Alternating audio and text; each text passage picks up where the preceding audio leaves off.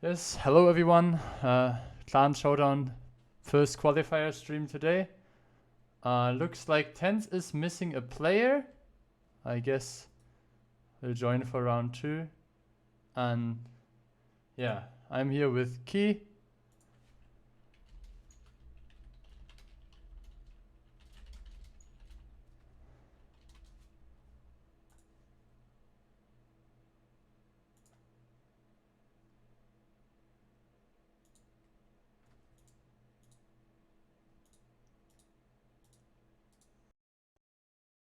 Mute yourself on Discord. I mean, he's playing with a small rep kit, small med kit. Not sure what I should say about that. Yeah.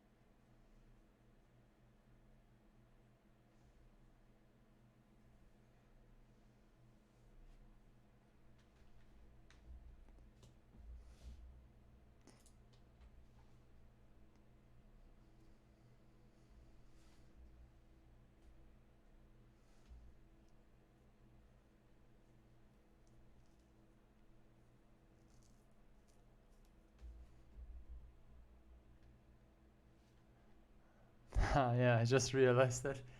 Yeah. So, yeah, I mean, 1 EBR from the side of Trick is very low. You can see it's basically a one-shot that somewhat replaces the tank that is missing for Tens at all. But they have 2 full HP EBRs, so I guess when it comes to rotation power, they should be able to, well, still hold strong with even with only 14 tanks.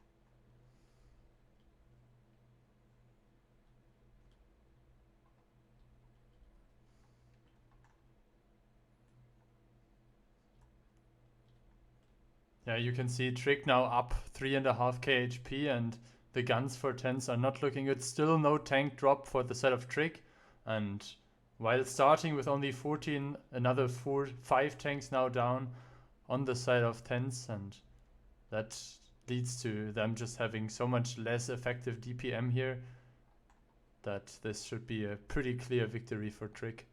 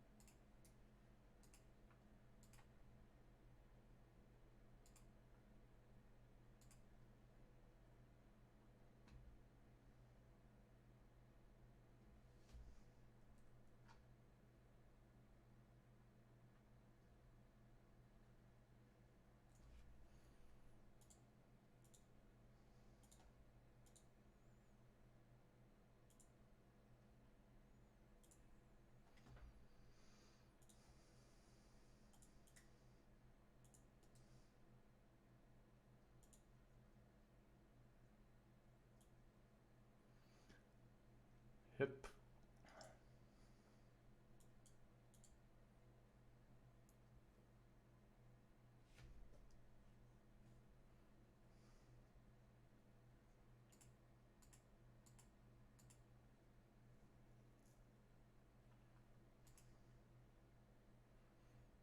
Yeah, we can do that in a moment. I just need to fix one more thing, and then we should be good for today.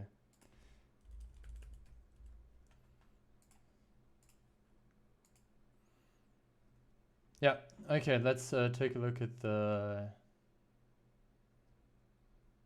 groups. I hope that works. Yeah, it does. Okay. So yeah, run us through group number 1K.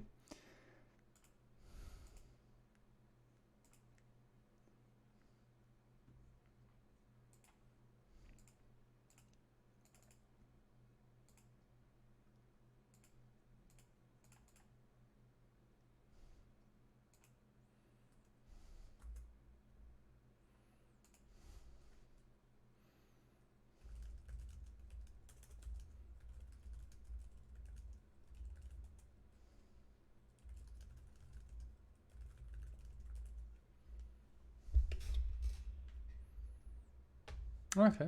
So I think group 2 has has some more interesting contenders.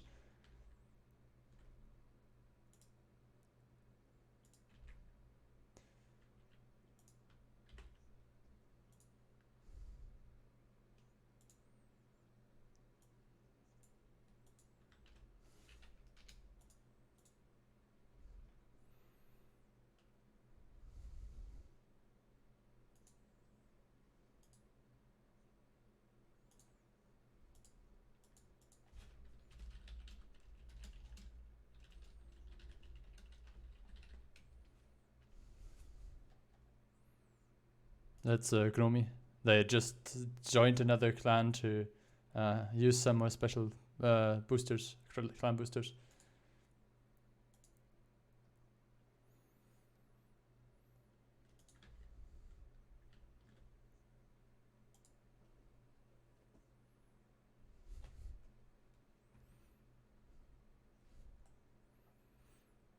Yeah, I think the Tovi Pegasus team with Barbarian, Mirek, and Frugo, I think they are like high contenders for that group.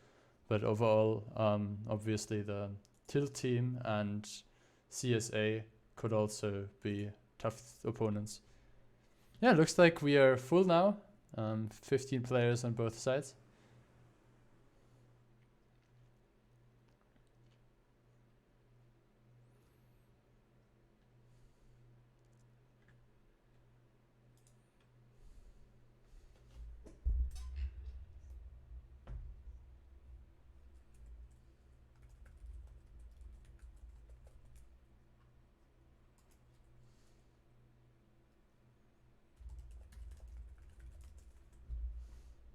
Hmm.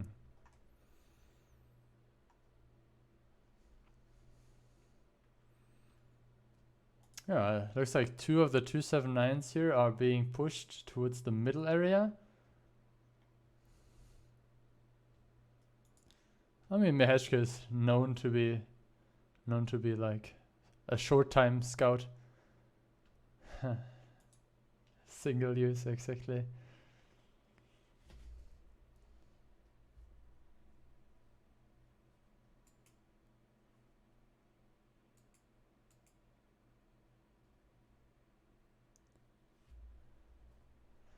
Yeah, I mean, I think right now Trick's push here is a bit unspotted because Christian Horner is still holding the upper bush. So Green Mickey Mouse might be able to just sneak behind the building there. And then we will need to see who is coming to stop that push, or if someone even wants to stop it, because the Badger might be able to just farm a bit, and then potentially we could see a repush on the 2-3 line. But it seems like someone had a different plan.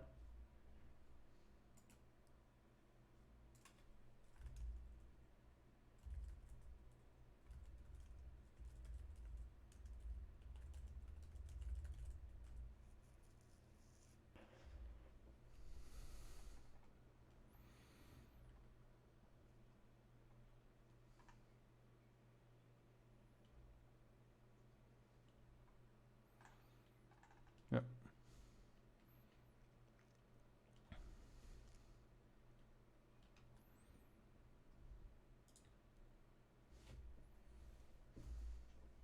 I think I can also adjust the scaling after this round to make the HUD a bit bigger. Hot. Yeah.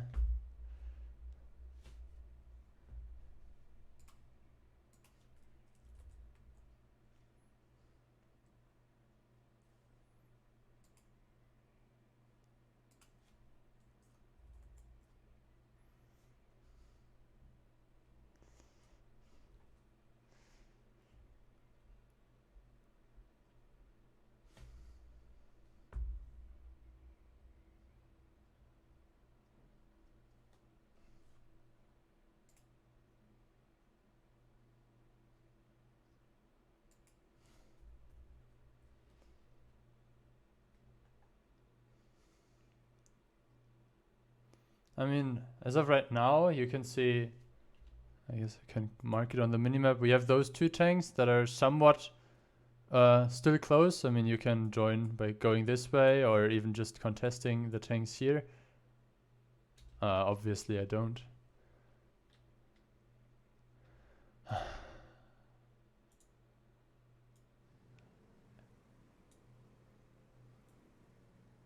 I don't need interface, right? Vehicles. And yeah, okay, I think that's fine. Okay, then I will put it in. Okay, now people should be able to hear it. All right, the 279's in the middle now exchanging some shots, or rather the Trick 279's taking some, not really able to deal damage back. Just as I say that, Caster Curse starting to hit, Max taking one more shot, and Trick have now taken sort of the E-line with some Chieftains. The 279, non-mistake, is actually going to start pushing here to provide another crossfire angle onto Neophyte and Max. And we'll have to see how much success that will actually coming have. from the side of Tens here? I mean, Omega, Gilbertus, and Toxic are pretty aggressive. Exo should be able to see that any moment. That is looking like a repush. But so Exo starting to take some shots here, only able to return one so far, as Omega, Gilbertus, and who's a Toxic drips too hard are able to put fire into Exo. That is going down here. In turn, though, Omega falling, but there is not a lot of other tanks covering. There is 4 Chieftains on the one line still by Trick that are in sort of a hold-down position, and I don't think the tanks that Tense is pushing here right now are enough to really convincingly overpush that pocket of resistance here. You can see Amaranth, so that's Eevee taking a lot of damage. Toxic also down to a one-shot. Samo getting a pickup onto Max, and Tense here right now bleeding down 2k HP. I don't think it's Eevee, by the way. No? I think it's someone else, but yeah, we can see here Tense pushed into somewhat of a crossfire because Kreia and his chieftain there is still sitting on comfortable, like roughly 4-shot. And Danny also cleared the middle area now and might be able to give some crossfire as well. And overall, the HPs are looking very good for Trick. Same for the guns. Trick only lost 1 tank so far. Complete corner has been cleaned up now, and well, Trick still has 4 minutes to close in the game. Yeah, indeed. Trick looking very, very good here. The Badger is probably still farming from the back, but the crossfire that Trick has here, because they still hold the one line, is going to prove detrimental to the Chieftains of Tense. Basically to Fame for You and Ifaware, as NK is able to pick up another kill, but like Sharks are closing in, and Ifaware down to 23 HP now. Yeah, bites the dust, and Lali came to dominate. Is coming in with a ram here. Yes, kills are going back and forward, but if we take a look at the HP, all of that doesn't really matter as the forest now gets cleaned up by Trig. Nightshade probably the next one to fall, and after that, it's only the question if Bodanator or Honey are the last one to go to the garage. Yeah, that means that we have 2-0 scoreline here immediately. I mean, this time Trick probably knew pretty well what the Badger was doing, because if I remember correctly, it was Trick playing very similar strat Just that they even had some type 5 on A1, I think, or an A3 that they put sideways to generate a shield there. So I guess by not pushing 890 line, they were able to somewhat dodge the Badger and negate this strong position that he was holding. Yeah, so once again, good stuff here by Trick. I'm not entirely sure if that one line repush by Tens was called for. Yeah, they just got slaughtered there. 15-5 the scoreline at the end here, and Trick is going to put themselves up to a first match point here in this best of 5. Yeah, I mean, Badger still on 5 shots of damage, but 16-9-5 is also not really convincing for. I mean, yeah, the problem is that he was probably shooting at the 279s and the Badger. While having good DPM, like the pen is actually not super crazy convincing, so... Yeah, also, like, if you have to trade against the Chieftains that reached the Haldan already, then that might be an issue. But yeah, you didn't finish our Group 3 discussion, so I guess we can finish up that one while there's a preparation for the next map. So yeah, I guess pretty strong group, especially in the upper bracket here. As we can see, we have in the upper bracket Tilt, Daily, CSA Dinosaurs, so that is the team with Sakalito, and then Panic Room by Pure, I guess that's a second clan team. And yeah, so I guess either Tilt or CSA gonna make their way to the final here. And on the lower side, it's basically up for grabs. In between Copium, Reloaded, All In. One of those 3, I would guess. Tovi, maybe? I am pretty sure that the Tovi team is the heavy favorite there.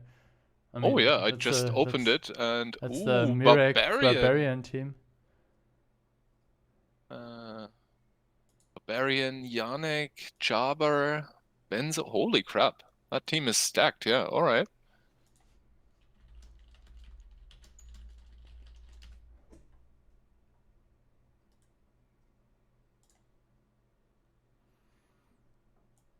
Yeah, I mean, that's going to be interesting for sure. Mm-hmm. Okay, so looks like the first game there is over already. Reloaded, so yeah, Reloaded. 1-3-0. Walking over Slam. This one. Walking over Slam 3-0 here. And Trick we just saw 2-0 currently. Abi. No, that was a restart. There okay. was an issue with the battle. Okay, then Goodnight Nomi mini team 2-0 over Reddit. Hems Lovers actually taking the win, the first one over Copium. And the Wire team 1-0 over Fired. CSA, I don't know which one against Lyric leading. I think that's the Lion team, I guess. Yeah, possible. Okay, Trick this time defending again. They have Kreia in his 1-1B. I think that's something we saw like a couple of times already. And a lot of chieftains for the set of 10s. Only 4 279s and 2 907s. That's going to be interesting moving forward, because the problem with Fisherman's Bay, if you don't bring an ample amount of 279s, is that basically the middle of the map is slightly elevated, so penetrating them, if you don't have like severe crossfire positions, is going to be an issue. This EBR triggers me. I need to go on a different tank. Oh, what does he have? Well, he has small rep kit, small med kit, and... Wait, do you have me muted? No, don't tell me you do. Muted. Say something? Test 1 2 3. Definitely. Oh, okay. Definitely, like, I don't know what people are joking around or something. They're probably trying to bait us, man. Yeah. Fuckers. Okay, so as we can see, let's focus on that. Wait, I'm actually not coming through on the stream. I mean, you're definitely coming through on OBS. Huh. Maybe check in 5 minutes again. Maybe that was because I fixed the sound or something, and that was like some temporary issue. Okay, we see a one-line push here from the side of tens. Trick has a 1-1B that is aiming for that already. Plus, I think 2 chieftains in the back already, 2 still rotating, and 2 279s. So now it's a matter of timing, and obviously those tanks that are here can also provide shots into this area, which we are probably going to see right now. So Grimhat trying to get some information, but in the meantime you can see all those chieftains made their way already. Meheske taking heavy punishment for getting spotted there. So that's good stuff by tens. Yeah, but the problem is they can't really push it because the 279s will provide fire from middle, and you can see all of those entrenched tanks by Trick here. The hold-down chieftains that are even starting to counter-push now, as probably the return here by the tanks of tens was spotted here. One of them even taking 2 shots to the back, so Grimmat down to 1259 here. You We'll can have see to see. nobody basically dared to advance further, and we immediately have the repush coming now, I think. And the problem here for tens is that they can't really make anything work anywhere else on the map. The middle is sort of taken by Trig as well. And yeah, they also can't push the city because they only have 3 279s close to there. I mean, they're rotating tanks over now, but as soon as they start pushing the city where they won't really find anyone because the 279s there from Trigger getting reshuffled, that 1-2 line repush is going to come in, and basically that will be 2 chieftains that will die for free there. Yeah, I'm not even sure if there is a need of repushing, because Danny can spot anything that is coming there. You can see some shots went towards the EBR. Reformer took one for the team as well. And now the question is if Meheske here in this aggressive push will be able to spot out anything that is pushing through. I think there's a way to spot through those buildings here. And as you can see, the 279s are pulling back already.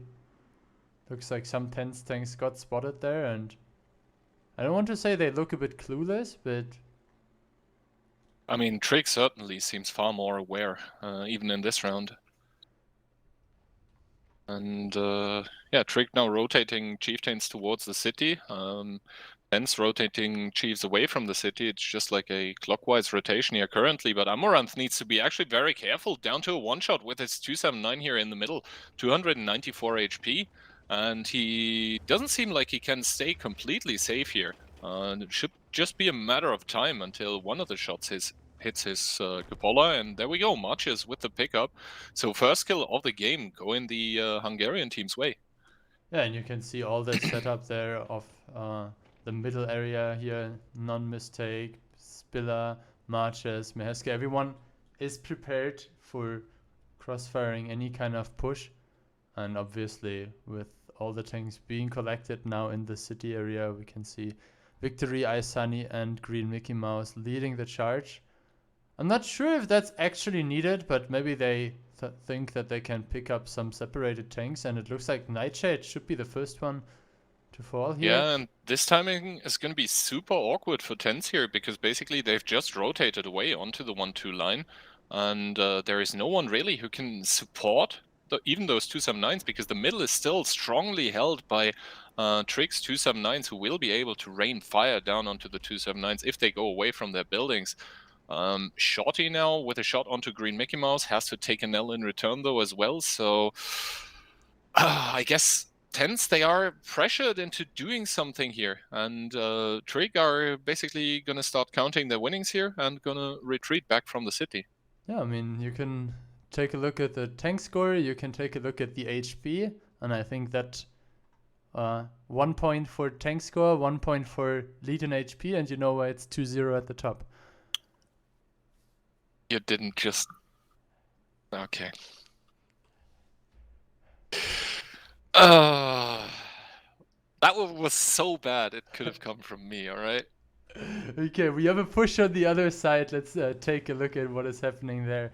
Dani and NK are the ones defending on the 1-2 line. Obviously, with the push happening on the 8-9 line before, there has to be a rotation happening now. From the side of Trick, some cross shots are flying towards Omega, but the 907 is still pretty healthy. We can see the 279 try to stay in the bushes and just not get he should spotted. be able to get behind the bunker, and actually NK is able to pick up Omega, and Bodanator taking heavy damage in his 907 actually, trying to drive over towards the 279 is gonna hit the dirt as well. And I think, Phil, we are seeing the beginning of the end of Ten's journey that indeed didn't go very far in this qualifier 1 here, as finally the repush by Trick coming out, starting to clean up the northwestern corner, and meanwhile also starting to clean up the city as the only tank that is really unscathed currently and farming probably for the side of Tens is going to be the 121B, but he's, despite all of his DPM and pen, he's not going to be able to be a deciding factor, as Trig with a clean sweep are going to be able to eliminate Tens here. Looking good. I mean, that's obviously only the second team of Tens, or one of the two teams of Tens. I'm not sure if that's if they want to be called the second team, but I mean, if you're getting to be honest, out with first, that effort, then you're the that second team. Yeah, I mean, if you're bringing this kind of effort, then you need to cope with being called the second team. Now, Neophyte here also spotted in his 1-1B, already taking hits left, right, and center. Still does pull the rep kit here, but to no avail. He's gonna get sniped out here, and the only tanks remaining are the ones in the city. But even if Trick wouldn't be able to finish them off, they would win by time because they are defending anyway. So, yeah. Yeah, good stuff by Trick. And chat is just saying already, the first team is playing with Farin, Alexandros, and some other people. So this is definitely the second team that just got eliminated. Now, Christian Horner, unfortunately, does not get the Chieftain to very, very low HP, but it is going to be Best Spieler here. Able to save his friend from taking another shot from To Fame For You. And now Honey, the only guy remaining for the Tens team, is going to meet his demise rather soon, I guess. Yep. Yeah, that's it. First round, 3-0 for Trick. I hope some other games are actually going further than 3 games.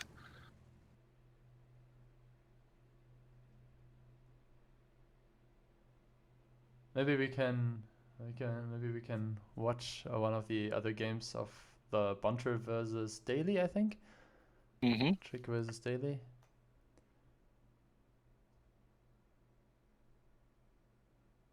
Let's see what the score lines are currently.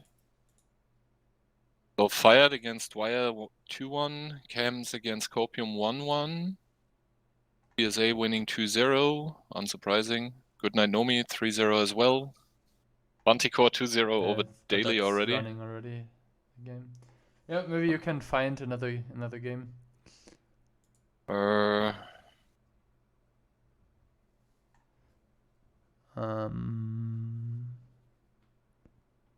Jess is running, but I guess he's streaming anyway. So go check out Jess Jenny's stream if you want to see it from that POV. Yeah, what's the score there?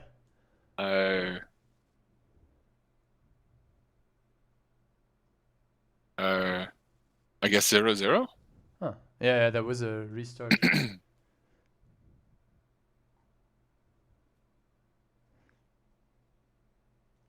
30 seconds Fired against Pure Wire, and Fired is up to 1, I guess. Let's join that one. Yeah, I mean, I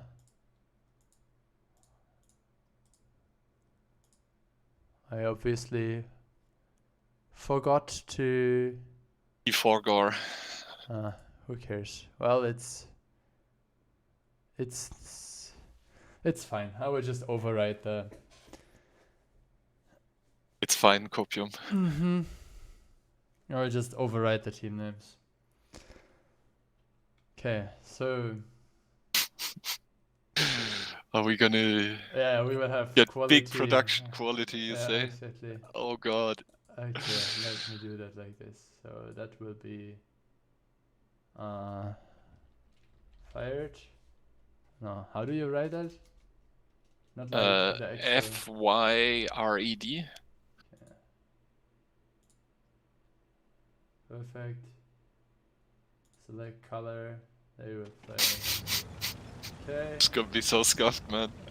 That's going to look great. Alright, lineups wise, 279 advantage for the team of Pure. They're also bringing a few Chieftains, 2 907s. Double CS and a Leo for the side of Fired here. Okay, that's gonna be interesting moving forward. Obviously, with the CSs, you can boost other tanks, which can be a very useful addition, but instead, the CSs are just going to get sent straight towards that one line, where also you see the double 907 pushing in here. And that is indeed very heavy commitment, but I would say more guns for the side of Fired here in the western part of the map. I mean, we can see this clash here between the 907s and the CS, and I really like what both teams are doing, only focusing on one tank. And I'm not sure if, yeah, exactly, the CS can survive there, because 2 Chieftains are immediately following up. So one CS lost, one 907 lost. Yeah, the thing is, both sides keep committing tanks into this And here, but there is another big commitment in the middle, and I guess this will be also very decisive for the outcome of the game here. You can see the 279s of the defending team are pushing over into the waiting arms of the 279s here. The HPs are still quite even. 2 tanks dropped on both sides, so... I mean, yeah, the kills as well, and the engagement on the one line, both teams are bleeding heavily in the HP department there, but so far no kills here, so I guess props to the players for just staying alive very well. Just as I say that, Kenny S drops down here, but I think Miyabu, if he is able to roll Moro, he isn't, should have been able to pick up that kill, but Moro is going to fall in turn, and it's just a clusterfuck all over the place. But currently, Fired seems to be losing in the gun department, and that could translate into an HP lead later for the side of Pure.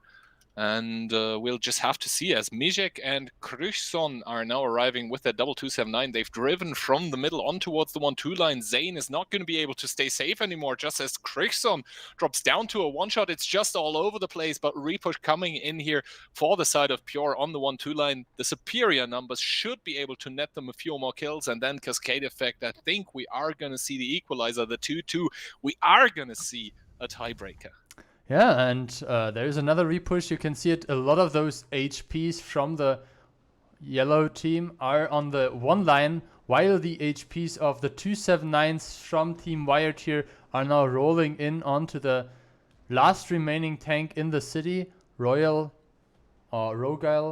Wire is doing actually a good job angling up here, putting in another shot into the 279, but that should be his last one, and now it's 5 tanks versus 6 tanks, but the EBR will play like a crucial role if he is not getting spotted by the leopard. Oh, yeah. I mean, maybe I called this one too early, yes. Pure is still defending with Fired. They do still have some HP to work with, like the difference being 800, that's just like 2 shots by tanks. And yeah, the guns are almost equal once again. I think the EBR is going to have to play a crucial role in the final stages of this game. And we aren't even in that far yet. Still 6 minutes and 20 seconds to go here. So could be interesting moving forward. Nail-biter potential.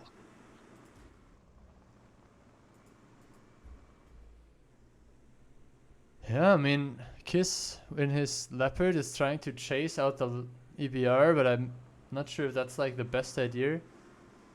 If he wait, does the EBR spot him there? I mean, if he gets spotted and the chief from B1. The thing is, if I were the Leo and I were to get spotted here, I would definitely blind fire those bushes. Like, I'm not sure if he gets the gun depression there without exposing. But who should punish?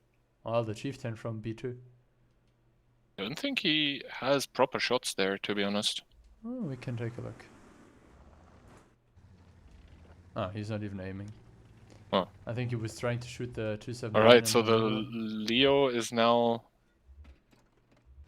shooting towards the middle. Not sure why that would be. I mean, gameplay is even better than production quality, I think. Ah, he's shooting onto the BC line bushes because I think they're suspecting the EBR to be there, when instead he's just plain simple on the A5 position. Yeah, but all that trading leads to Ooh. Cutie picking up a important kill, I would actually say, on the chieftain there. Equalizing the guns, and the HP difference is now on the side of the attacking team. So that might actually make it much closer than it was before. We'll have to see. I think it all depends on whether the EBR gets blinded or not. Yeah, the Leo's still trying to blind fire the BC line bushes. I think he's lacking crucial information here. Mm-hmm. Here you can see those 279s here in the middle. They have the main chunk of the HP. I can actually add the attacker and defender symbol. What did you say was the score before?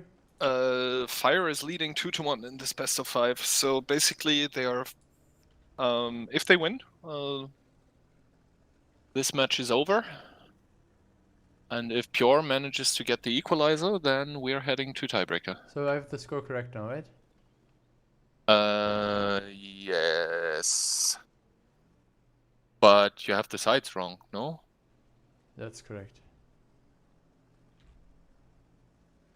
This way. Yep. Okay. So the defending team is down a point. That would mean we would see a tiebreaker if they successfully defend. Yeah, that's correct. Mm-hmm. Yeah, I guess I can use that time to fix the team names and Sun as well. Oh yeah, not a lot happening currently. The Leo now getting rotated down south, where there is a concentration of 3 tanks by the team of Pure. That is 2279 and the Chieftain, and I currently see some pings going down by the side of Fired. So I guess that is where they are going to try to make something happen.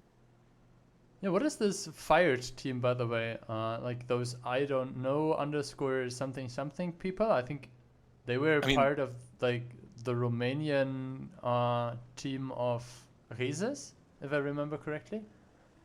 But maybe they split up now. So yeah, I don't know. They have like Pulagil in there. They have they even have some no-hit guy in there. What the hell? Yeah, I don't know. Players changing clans more often than the underwear. Direct front. And I can actually pay out the prediction.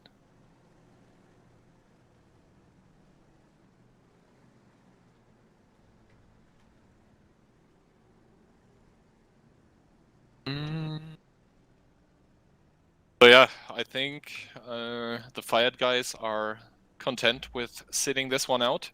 And as the game draws to a close, Pure is giving up more and more of the map to just waste more time for the attacking team of Fired that just have 1.5 minutes to close this one out here. Vice versa, in his 279, taking a shot though. You don't want to be taking shots currently, vice versa, my dude. And yeah, Tomis Kubi basically will be the first one to get pushed upon, but he will have a lot of fire support from all of his allied tanks behind him. And QT in his 279 is going to make an advance here, but to be honest, it is too little too late. Yeah, also like it's 1 minute to find the EBR, and I mean if the EBR makes it somehow past the 279 and the 279 is only a 2-shot, then they would probably not even be able to catch the EBR with a Leopard on the other side. Okay, so you can see the trading, I mean, is happening here pretty straightforward. 440 Alpha versus 440 Alpha. Good shot by Cutie here. He looped. Oh, that is a very nice shot he has on the cupola, but he needs to be careful not to not to overstay his welcome, because otherwise the 279 from behind just peeks him. And now the Leo comes and low rolls him actually. So yeah. I mean, this is just, I guess, stats putting at the end, because there is no way in hell that Fired should be winning this one. Yeah, I mean, especially with only 1 second left on the clock. I think they could have won it with 5 tanks against 3, like this, with all the map control they have. But in the end, it doesn't really matter because, well, you have 10 minutes, and if it takes you 11, then that's not enough. Okay, Yep. I will quickly go to the break screen, and then we will be back with proper formatting and so on. And obviously the tiebreaker. See you then.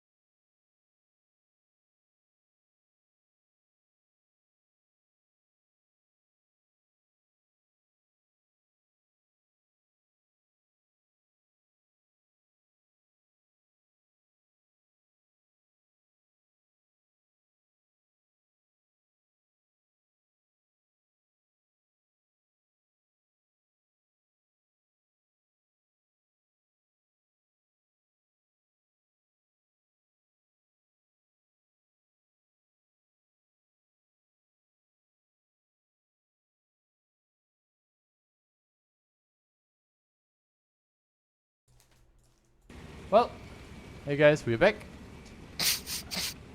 As you can see, 15 tanks off wire, bringing it all in towards the hill.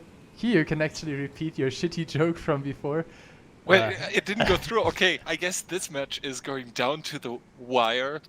All right, and the first tanks are arriving on the hill here. We can see the CS going out of speed mode already for the team of Wire and is going to start trading. The 50Bs are going to be the first targets here, as they are the first ones to peak. That shouldn't be normally the case, and now the CS has made its way all the way to the little dirt rubble, and meanwhile the push around the hill is also going to start hitting there. There are going to be a lot of pure/wire tanks that are going to be able to shoot hold down, but the first kill is actually going the way of the fire team here in the red jerseys. Yeah, but now you can see there is a good crossfire between the tanks pushing from the lower side of the hill, and you can see here the 279, the CS keeping their guns in the game. Now the 50Bs are clipping out as well. But it looks like the cap is being taken over by the team in orange, and they might be down 5k HP, but it's very important that the cap is being stopped now. I'm not sure why. Oh, you can see one of the full HP CSs is coming down there, though. I think it's just a bit too late. Like, they could have been in the cap circle already for a bit longer. I mean, 22 seconds? I'm not sure why the CS is not just continuing to drive. They should be able to see Rogel here. And he does take 2 shots here, so if the rolls are good from the 22279... Yeah, but look at the 50B squad coming in there. So 8 seconds, 6 seconds. I hope the CS has HE, but yeah, the 50Bs should be there, and a reset does get delivered, so that hill play with 14 tanks with 1279 lower actually completely working out here for the team of Wire. And they are, after being down 2-1 here, are going to be able to claim victory. As, yeah, I mean, take a look at the HP, 10k up. There is no question as to the outcome of this match. Yeah, and I guess after we fixed the mod and we are all good now, we can finally start enjoying the better games on the stream now. I hope we will have some people with big repair kits, with big med kits, no standard ammo on their 50Bs. What are you suggesting here? Well, I'm suggesting that certain players put AP in their 50Bs. Oh god. I'm suggesting that certain players played with small rep kits on their EBRs. And I'm suggesting that those players got kicked out of the tournament. Oof. Oof. Oof. So what you're saying is, if you pay more credits, then you are more likely to win. I mean, I feel like it's a question of commitment, and if you're more committed to the game, then so yeah, I guess we can play some games Platoon with the coolest monkey in the jungle. Well, I'm good, actually. I'm good. While waiting for... I mean, we can take a look at the results/groups, and I think the next game we're going to stream is going to be in Group 2?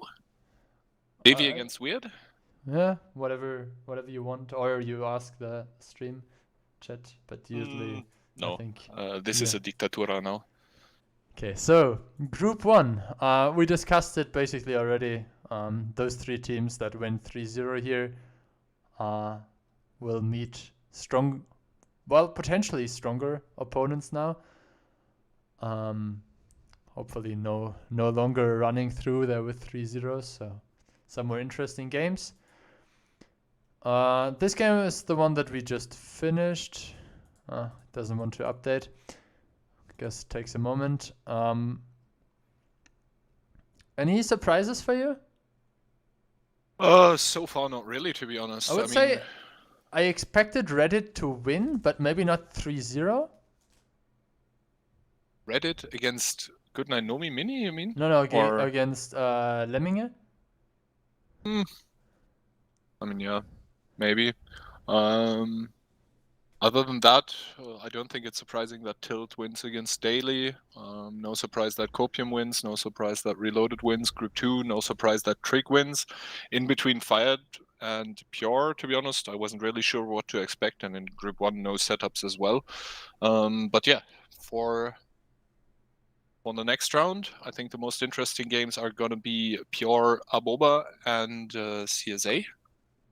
That is one interesting game. Then in Group 2, obviously the one that we're going to see, DB against Weird, and Tense against Wired there is also going to be interesting, but I think Tense should take the victory. And in Group 3, I guess Tilt is going to kick out Panic Room. CSA should kick out LZSQ. All In against Copium is going to be an interesting one. That will be the dinosaurs versus the lizards. I think that's something we should watch. Oof. And to be honest, Tovi should kick out Reloaded. Okay. Well, we will go for let's say 8-minute break, and then we will be back with. Yep. We can quickly give you a teaser on what are the maps: Prokhorovka, Himmelsdorf, and Cliff. Yeah, and we will see you in a moment.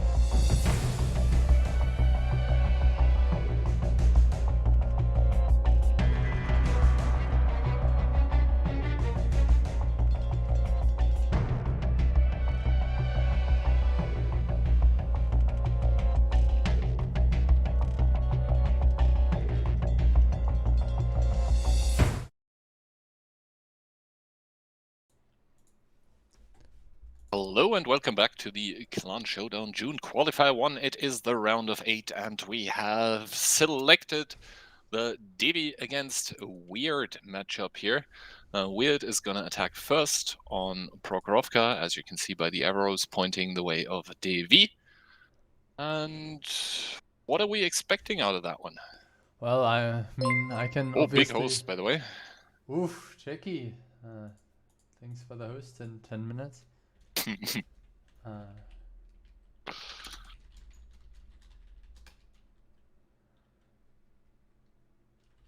And yeah, obviously we're going to be in different teams here, but yeah, for Weird, I can already reveal 7 chieftains as we are hopping into the battle. And oof, that Devi lineup is something else. Yeah, I mean, Devi coming in with an STRV, a Badger, a 121B, and a 268 version 4, together with a T100 Lite, a Manticore, and an EBR. So for all the people that just joined 10 minutes ago, yeah, it's 15 versus 15, tier 10 only, and you can play whatever tank you want. So that's why we probably see Devi playing whatever tank they want. I mean, yeah, this is... Hayes is like, oh, the map will be Prokhorovka, let me get some spotting on my Manticore, I only have 1 gun mark. And then Shifter is like, oh, Prokhorovka doesn't have that many buildings, so I can play EBR without driving into the next building. I mean, he can drive into buildings, but at least he will continue going the Shifter special. Good shot here by his Shifter, immediately putting in 517. And not PJ getting unable to punished connect for on it, and... Oh, one shot does finally connect. I guess one of the 907s finally able to put in 283. Another shot hitting Shifter, but he has accomplished what he's come here to do. Basically establish Magic Haze in that Manticore in the passive bush. And the 2684 is very, very far forward. The 268 version 4 has a camo net and binos. I'm not joking. Oh, God. What is this? I mean... Do you remember the tactic with the AMX M4? Yeah, that went one didn't sideways? work out. So I guess it's something similar, just that the V4 has good, semi-good camo, I guess, and with the camo net and binos can maybe counter spot the... I mean, Danida now making a run here, and he does spot the 2684, which immediately gets blasted from the middle. That play completely not working out. Danidan, though, getting killed in return, and PJ is inching the ever problem is forward that in his Shifter got spotted as well, and he got set on fire. So, yeah, that was the light takedown. What is this fiesta, dude?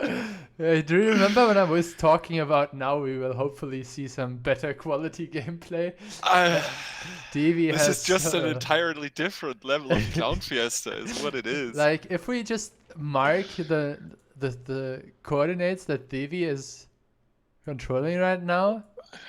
I mean, you have to give it to them. They are in firm control of those coordinates for the time being. And now Medil is getting sent forward here in the EBR 105. Does spot out some enemy tanks and some shots even start flying here. 500 into for real.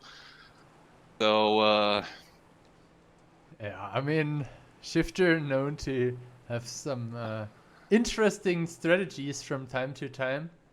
That one is probably a bit of a... well, unusual one, even for him. Oh, Voya now starting to get blinded with HE. Just took 80 damage in his felt tree position, I guess. Another 48 hitting onto him. And the Chieftains, they will be communicating that basically their shots are not connecting. I think the HE shells at the beginning might have even been to just destroy the cover there in the back. Oh, that was an HE pen into Voya and another shot hitting him. I think they found his position here. Oh yeah, I mean now it's just a question of time. So a heat shell bouncing off, and now the T100 does get double tap. Probably got spotted here, and that is the second light gone here. But Medial in turn dropping in his EBR and for real taking a lot of shots from basically everywhere on the map. And I don't think the Manticore has even spots on the one line, so the STRV, if it chooses to, could even go further. And yeah, I think the defending team is starting to blind E1. They're already suspecting someone to be there, which obviously is not the case. But now finally the STRB is going to get in there. Can you show us the modules on that tank? It's a Camonet, Proved Vents, and a Bounty Rammer. Yeah, I think currently at the moment he would prefer to have optics here, but to be honest, they could just take PJ and put him in there as well. Yeah, still 6 minutes to work with for the attacking team, and to be honest, the map control. I'm not sure why he is like. I think he is too far up in the bush. Like he can't double bush against the complete row of bushes right now. If you take a look at his perspective, like that's not 15 meters in this direction. Yeah. I think he's trying to spot right now. So yeah. But yeah. I mean, the active spotting potential, though, for the side of Weird is sort of gone because they sacrificed both of their EBRs. They only got 2 of the 3 lights that the defending team has here currently. Obviously, HP difference, like 4k here currently. And yeah, that still is 24,000 HP to chew through as we see EJ starting to make moves here.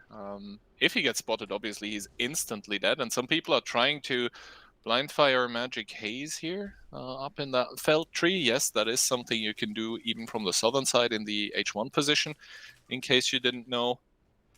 This one works beautifully too. But ooh, Repusti and his Chieftain now getting sent forward here to try to extend view range onto the camping tanks here by DV. I think that's a good move to do. If he goes there and gets there unspotted, or he's starting to push the EBR rack now, so he has some hard cover to hide behind. That could be very good for the side of Weird. Yeah, look, he has a improved turbo, so that gives him enough horsepower to, even on the soft terrain, push forward the relatively light EBR. And PJ now inching ever closer towards the tanks as well, does dodge basically the gap in the bushes, and now the tanks start to get spotted, and that STRB is going to have a field day here. Sasuke Kamali, I guess, is going to stay safe by having the wreck in front of him, but still he can get tagged from the side, and all of those tanks spotted now. They don't know what to do, and to be honest, it is past the point where they could do a repush with any sort of prospect of winning here, and that STRB is just going to farm them to pieces, I guess.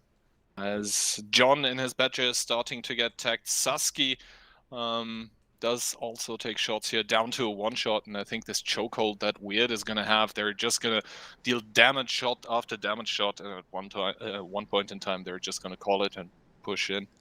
Yeah, I mean, you can see there is a small push attempt already started at the 2 line. This is basically just the follow-up towards Repasti and his Chieftain that advanced already towards the B3 position. And I have to say, there is a point for style when it comes to the lineup, but not a lot of points for gameplay here. So yeah, Harder getting unstuck here as well. He found his step bro, I guess, and now the Weird tanks 10k are HP just gonna... up, so I think that one is pretty much over. You can see all the tanks now having to go sideways towards the 907 and the STRV on top. Manticore is spotted as well, so cleanup operation has started. Double the HP for Weird nearly arriving. Yeah, I mean, they arrived on C1 where they can now shoot the back of the Chieftains. Yeah, the triple 907 is going to start farming here. Badger down to 324. The only question remaining here is if the 907s are going to be able to one-shot him or not. And this camp by Devi, it looked interesting. But the problem is, most of the times when you describe something as interesting, you mean that it's actually pretty garbaggio. And that is exactly what it was. Magic Haze here in his Manticore. Probably not even wondering where it all went wrong. He knows it. And that, honestly, not even that 2684 did achieve anything. Like, against an EBR that just does an active spotting run, like, yeah, you can have a camo nap, but... I mean, he traded 1 for 1. If you think about that, like, I think the 268 version 4 was not necessarily the issue. I would actually say the issue was that the EBR from DV was so far up, basically directly behind the 268 version 4, that both of them got spotted. So, and if Shifter would have died there, maybe that would have been fine because they would have had 3 lights then. But yeah, DV stays at 0 points. And yeah, I hope they have something else planned than this special strats for the attack, because that didn't really convince me at all. So let's take a look at the other results that are coming in here. CSA taking the 1-0 over the Lizard Squad. So I guess the Dinosaurs proving superior, at least in the first round. Toby taking the first win over Reloaded. And the Banticore team is going to be up 1-0 over your Panic Room. Goodnight Nomi already with a 2-0 over Sphora. Keep in mind all of them are playing Prokhorovka as well. The Wire team 1-0 against Tents here. All right, I expected Tents to be the favorites in this one. And Slam Beyond team is winning against Trick slamming? currently. Oh god, yeah, is slamming, of course, the Trick guys here. And Aboba is winning against the Lion team of CSA here currently.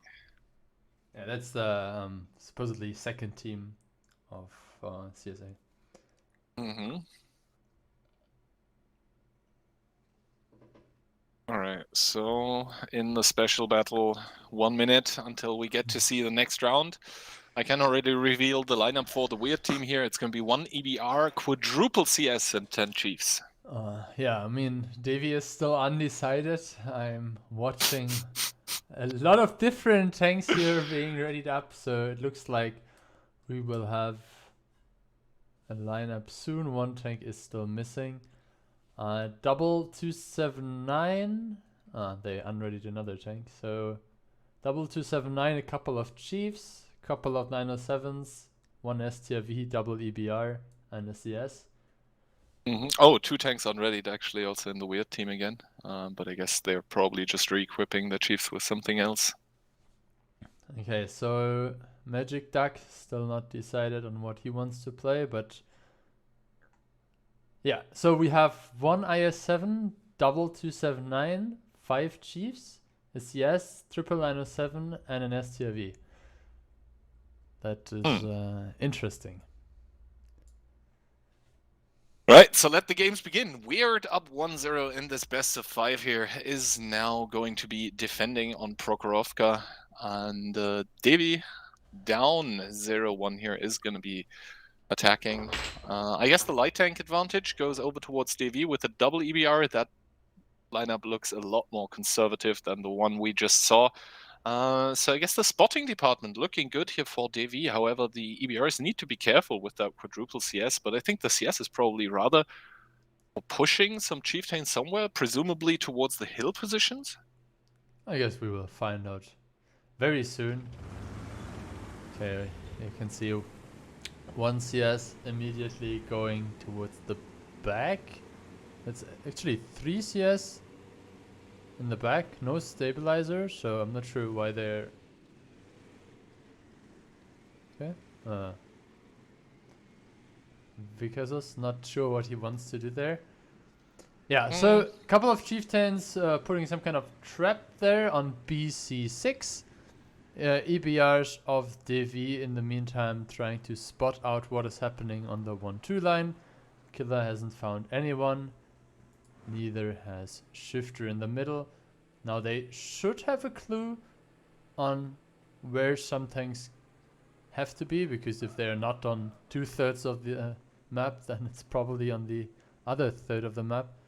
And that EBR on the 2 line is going deep. Killer establishing here. Establishing far. Yeah, that's very important for them, because that's so much time they save on not having to like carefully advance step by step. He has spotted out the chieftains now, so he will just pull back behind the ridge line a bit to avoid blind shots. Yeah, that is huge. The amount of information that Killer just got there with that simple move is extraordinary to say the least. Well, another extraordinary play is what Shifter is doing here. That is, I really don't like this because you can I see the also EBR is dislike the too bush. high. And Yeah, there is a bush on the on the 3-line sort of hill line that is actually large enough for an EBR. I think you're talking about.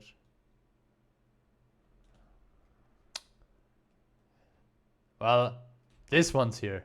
These ones, yes, but you need to fell the trees that are right now in the middle of the picture to see the crossing at A8. Okay, so Shifter left in time.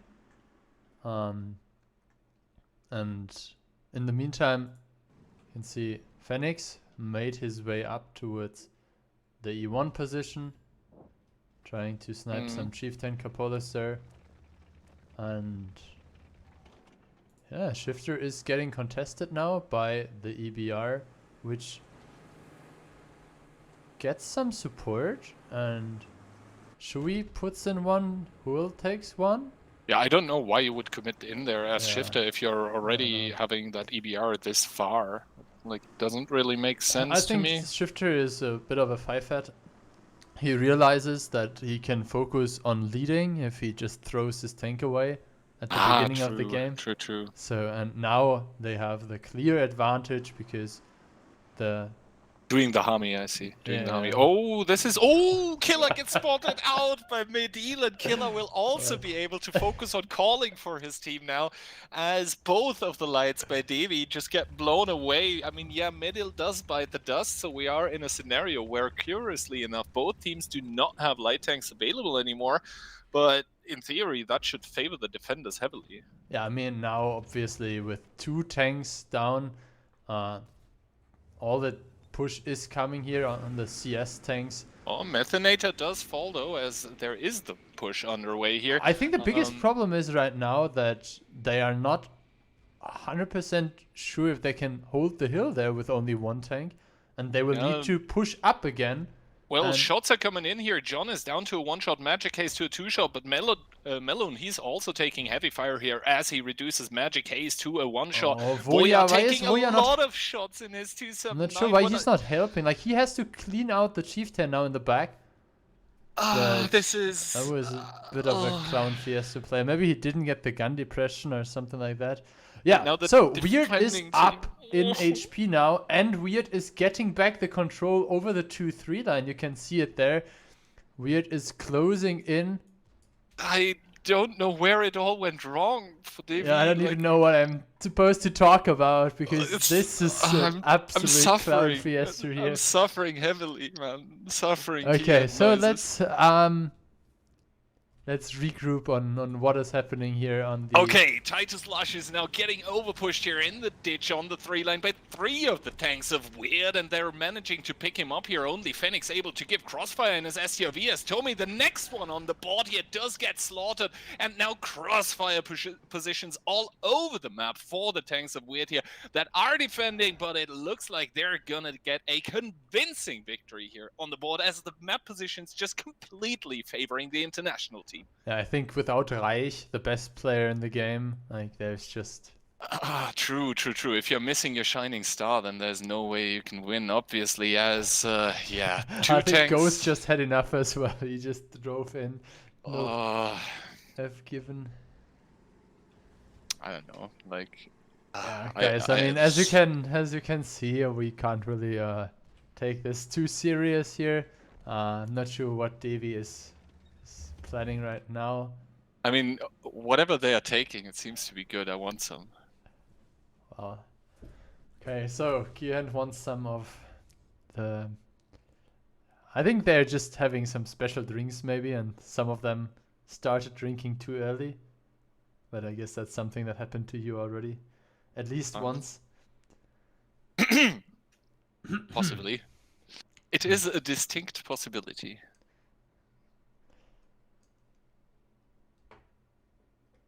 So, all right. All the jokes aside, we have some more results.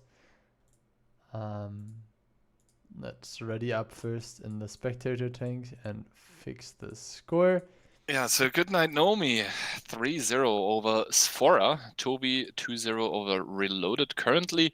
Good night, Mini against Bleeder. Score is currently 1-1, all even. Copium 2-0 over All In. Chess is Down. losing 2-0 against Hesh currently. Goat 2-0 over Time. And that is all the new Actually, 3-0 results. already. 3-0 already. Just All got right. the third. Getting those W's. Yep. All right. Damage numbers. I mean, does it really matter? I think what matters is that we have 2 EBRs here, and they have a combined of 900 spotting. And how did Shifter not deal any damage? Like, wasn't he in a direct brawl against the EBR from? From Yeah, he Riot? was. I guess he was. I guess they both fired one shell. Mm. Shifter missed and got penetrated. And you know what he said after? Missed. That's a German word for crap, basically. All right. Oh man. Pure Abova against CSA 1-1, all even. I hope that everyone is just watching this stream and not having any sound. All right. I mean, I don't know. Like after the game we just watched, I simply don't know what to say. Hopefully, Devi can get a mental reset down here, as Weird is going to be attacking in the next round here. It is, well, match point already for the Pangos, as best of 5 means 3 victories required. So Devi, they cannot afford any further games like this, and Tens equalizing against the Via team here, 1-1 all even. Devi gonna be defending, and they are gonna be doing so with 1 CS, 5 Chiefs, and 9 279s. Yeah, I mean, double 50B and 1 CS on the side of DV. A lot of chieftains, couple of 279s. We'll have to see what they have prepared. I mean, Devi definitely has a lot of experience on Himmelsdorf, so maybe now it's their time to shine. Yeah, if you remember, Devi actually able to knock out Fame in one of those previous the tournaments. Bulgarian Predators. The Bulgarian Wild Predators, true. And because of this, we're able to go to Minsk Tankers Day, where they obviously saw a lot of unsuccess against the Russian team and just got clapped completely. But yeah, all of that aside, lineups here, Devi double B, then they have 5 279s, I think, and yeah, 1 CS and rest Chiefs. And for the side of Weird, we see 1 CS and, as I said, 5 Chiefs, 9 279s. I think I figured out what the issue was in the first 2 games already. Look at where the rep kit of the 50B is.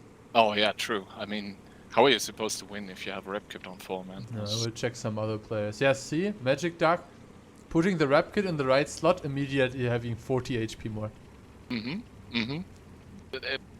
Purely because of this. Yeah. Like, that's how you do it. Okay, so Tommy and his CS obviously having the task of spotting out what is coming onto the hill. Baits a shot from Uri and should be able to hold the spot now. The thing is, Devi, they will get hill control here. They have more tanks available. They can cross unspotted onto the hill. They have the clip tanks there. So I guess a good start here for Devi, because Weird is not spotting what's happening currently. And there are a lot of tanks from Devi also positioned where a potential push might come. Okay, the 8 line is being pushed now by 2 279s. Shifter and his Chieftain took 1 shot of damage and should be safe now. Phoenix leaving as well, and the Chieftain on G3 is abandoning that position too. Vika took 2 shots from the hill. Another shot followed immediately. Piranha now trying to hold the corner position, and I guess we can take a look at the push that is coming there, because the 279s do not stop so far. Yeah, also weird just pulling away everyone from the zero line. There is currently no one at the hill approach, so all of those tanks on the hill, yes, they will be able to do sniper support, but they won't be able to bring in their HP into the game, and it's all going to be about this brawl here on the 2 and 3 and 4 line. Also, the chieftains that were formerly on the zero line for Weird have joined up in the 8 line, where they are being met with Crossfire, yes, but the double 279 pushing out of the H and J6 positions now are going to put in the hurt as the trap from the 8 line also gets sprung. And this is looking good for Davy right now, as they are up in HP. Yeah, you can see Davy now closing in through the 5 line and coming back from the hill. There is a push coming onto the 50Bs of Magic Haze, who is trying to, somehow support Corona there, but it's 4 tanks against only 2. The one shot was able to survive for now. Davy picks up now, together with the tanks coming from the hill, the first kill here. And Corona makes it out alive. Sepro Harbor now should be able to provide some crossfire. Uri also on a one shot. Hopefully the next to fall. And we might be in for a match. Okay. Indeed. Davy here on their defense, able to hold on, at least for the time being. They do have the gun advantage. They do have a distinct HP advantage. So I guess that push by Weird a bit premature, and finally Davy not looking like a joke of a team, but rather an actual one. So you're saying Davy is no longer looking weird? Exactly, yes. I have converted you successfully. Okay, so Weird with 6 tanks standing, only a third of the HP left, and yeah, having to admit their defeat here in the first round of Himmelsdorf. Titus getting set on fire, but should be able to survive this round. 2 tanks left on the side of Weird, but there's not really any need of prolonging this one. Ghost yep, as the defenders will win anyway. Rot that song. Trying to get past Ghost, both of them obviously still a 2-shot, and that's it. Davy surviving with 10 tanks alive, so maybe that's also a motivational booster. If you're winning 15-5, you can maybe boost the spirit a bit. Yeah, so Davy for now able to avoid tournament elimination, but Weird obviously still on top of things, being on the match point here regardless, as the Prokhorovka performance is hurting Davy considerably. Let's take a look at the damage, and pretty even across the board, I would say. Good stuff here by Corona. 11, 11, 11, and 5 kills picked up by him. So really crucial play as well, while leaving immediately when he saw that it was a 2 versus 4 scenario. Picked up the one shot. Good stuff there. 50Bs also sniping from the hill. Overall, I think that was a pretty decent game. And PJ tried the shifter strat by just dying early and trying to focusing on leading, but it then seems like that strategy is not working out, neither for Shifter nor for PJ. So sometimes, you know, you need to test something to know if it's working or not. Okay, Pedro Boba versus CSA is 2-1 now. Hash 2-1 versus Chess, so I guess Chess able to come back here. Yeah, that's the first round of Himmelsdorf, so Chess will now quick be 3-0 friend, over Reloaded. Copium quick 3-0 over All In. Goodnight Mini 2-1 over Bleeder right now. Tilt leading 2-1 over the Panic Room currently. And Trig Slam is 1-1. That is all the results, I guess. CSA versus Lizard Squad 2-0. Pence just put the second point against PO Wire.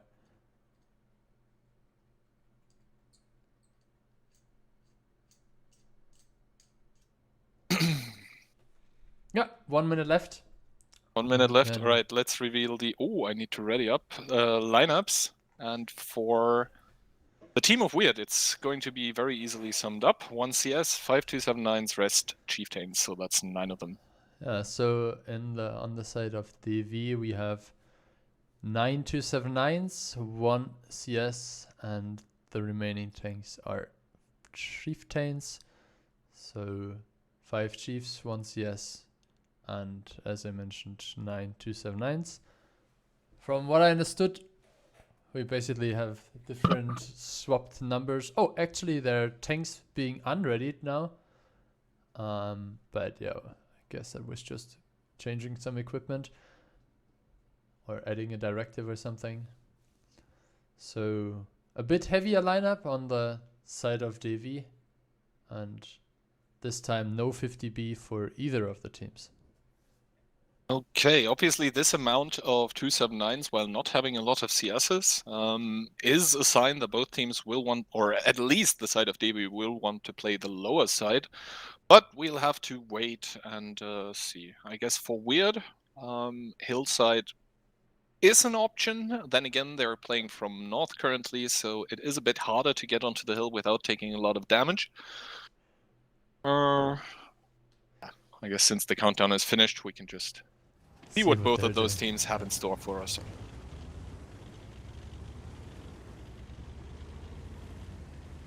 Why is he called Daddy Notice Me Oni-chan? He played already at the What7 tournament with the team of Lost Peepers, I think. Weeps out. Weeps out. Alright, both CSs getting sent towards the hill for the side of Devi. There's also 1 Chieftain accompanying it. Devi also has 1 Chief in the D4-5 window position, 1 279 very defensively 8 line. Everyone else is sort of expecting some sort of rail push, but that is not what Weird is doing currently. They're sending more tanks towards the hill, because obviously they have priority there, as they have more Chieftains which are faster onto the hill, and they have the better hillside, so... yeah.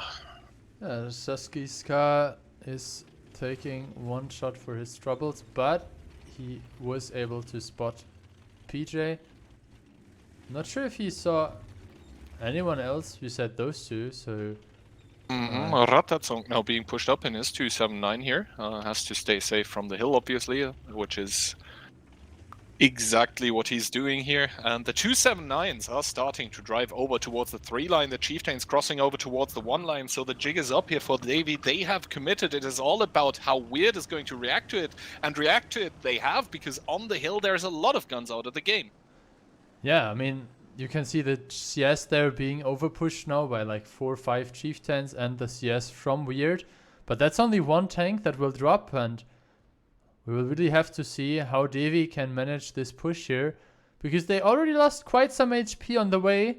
And they lost some HP, but soon they will have closed the distance with those 4 or 5 279s that Weird has posted here. And as soon as that happens, they're going to start chewing away at those HP with superior numbers. And this is why Weird is now completely over-pushing the hill. Over the 0 line, they have probably control over the cap of Devi soon, so Devi needs to make something happen. They are over-pushing, starting here now, and the first 279 just doesn't survive a mere second after taking its first shot of damage. Yeah, Vicasus and failed experience now, the next one to be swarmed by this wave of orange tanks here. And you can see 2 279s, Tomi and Ratatsong, already pulling back towards the cap circle, realizing the danger and leaving that completely unprotected. Next tank dropped on the side of Weird, so 2 tanks down now, and you can see there is still a big presence of DV tanks here in the southern area. Let's take a look at the other side of the map, because Bro Harbor just got annihilated there trying to go towards the cap, and this is why Magic Duck and Magic Haze as well as Shifter are trying to go there. Magic Duck now getting set on fire, doesn't even get off a reset here, and Magic Haze probably the only one to be able to do that. Never mind, Tomi is able to put in a shot from the 3 line, but they are basically suiciding to make this happen. Cap is now also started for the side of Devi. Another reset coming in, 15 seconds to go, and now Shifter can be the hero player for his team, as he has arrived, is in a safe position, provides a huge reset, and now the cap race is basically even. And mind you guys, if both teams are able to cap through, this basically means that the defender is going to win, and that is weird currently. Yeah, but there was another decap, and there shouldn't be any further decaps on the side of DV. Now it has to be ensured that there are no tanks dropping to prolong the game, and 20 seconds left. I don't think they can kill enough tanks in a row to ensure this, and the time was stopped. You can see the cap circle progress is finalized at 42. 42, the answer to everything, and DV. Yeah, convincing stuff here on Himmelsdorf. Not only able to win against the Bulgarian Wild Predators, but also against Weird 2-0. And this battle, or this match that started off in a very unflattering way for the side of DB, now completely turning its course, and we are headed for tiebreaker. Yeah, Hash actually won already 3-1 against Chess. CSA up 3-0 as well. 3-0 against Lizard Squad. And Trick just took the second defeat against the Slam Beyond team. So, yeah, we'll have to see how that goes. Do we want to wait a moment for the tiebreaker between those teams, or do you want to watch something else in the meantime? I guess we just wait for the tiebreaker and hop to a quick break. Yeah, done. Okay, so I guess 3-1 Aboba against CSA. So I guess the Lions are out. Yep. So we will be back in roughly 3-4 minutes.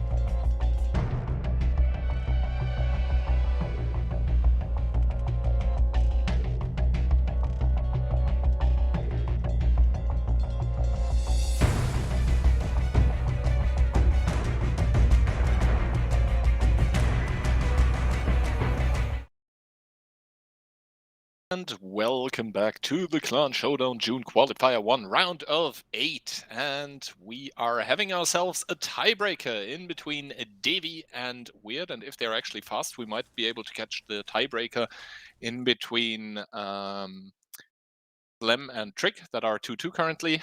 Map is going to be Cliff for the tiebreaker. Meanwhile, also Tens was able to defeat Wire 3-0. So a complete clean sweep after going down 0-1. Also Tilt 3-1 over the Panic Room. And that all being said, I guess we can take a look at the lineups. For Weird, I can reveal it is 6 Chieftains, then we have 5 CSs, triple 907, and an EBR. Well, I mean, we have a Fosh B here on the side of Devi, a double VZ55, a Leopard 1, double 907, quadruple CS, and quintuple Chieftain. So a lot of those, let's just pick everyone whatever they want strats again. That did not work out in Prokhorovka. We can see if that tactic has been refined by Devi to a point where it will be enough to win the tiebreaker here to advance to the semifinals of this qualifier. Yeah, 10 seconds to go. That Fosh B obviously going to go towards 1-2 line if they don't have something very special in store for it. Excuse me. That also suggests that quite some other tanks are going to be sent towards the 1-2 line by the team of Devi. We'll have to see. Yeah, actually some tanks getting diverted there, and also some kind of split going on for the side of Weird, but they are going to have the advantage of being faster there with the CSs, being able to take the upper ground at like the donut, and it's going to be all about the calls that the FCs are going to make upon seeing the first kind of stuff that is going to reveal itself. And indeed, Madel already spotting a lot of enemy tanks in his EBR here, now only getting proxied.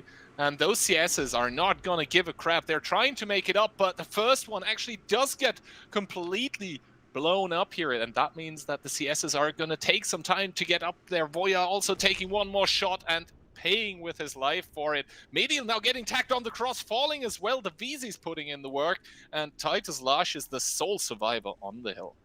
Yeah, I mean, that's 2 tanks down on the side of DV for 1 tank down, and it looks like they have a decent control here over the middle area. The Chieftain's now wrapping around, and Ratatsong has to make sure he keeps PJ and Kilroy spotted on the way up. PJ taking heavy damage, down to 800, down to 400. That is not it, PJ. That is not it. There is so many tanks on the lower side able to fire, and he just barely... I'm not even sure if he's safe yet, down to 100 HP. This means that Titus should be able to peek him and kill him, but Titus in the meanwhile has also thrown some HP. I don't even know how. Yeah, I think Titus survived on like 1,600 damage, and now he's on 900, so he took 2 more shots. Might have been a bit greedy there. So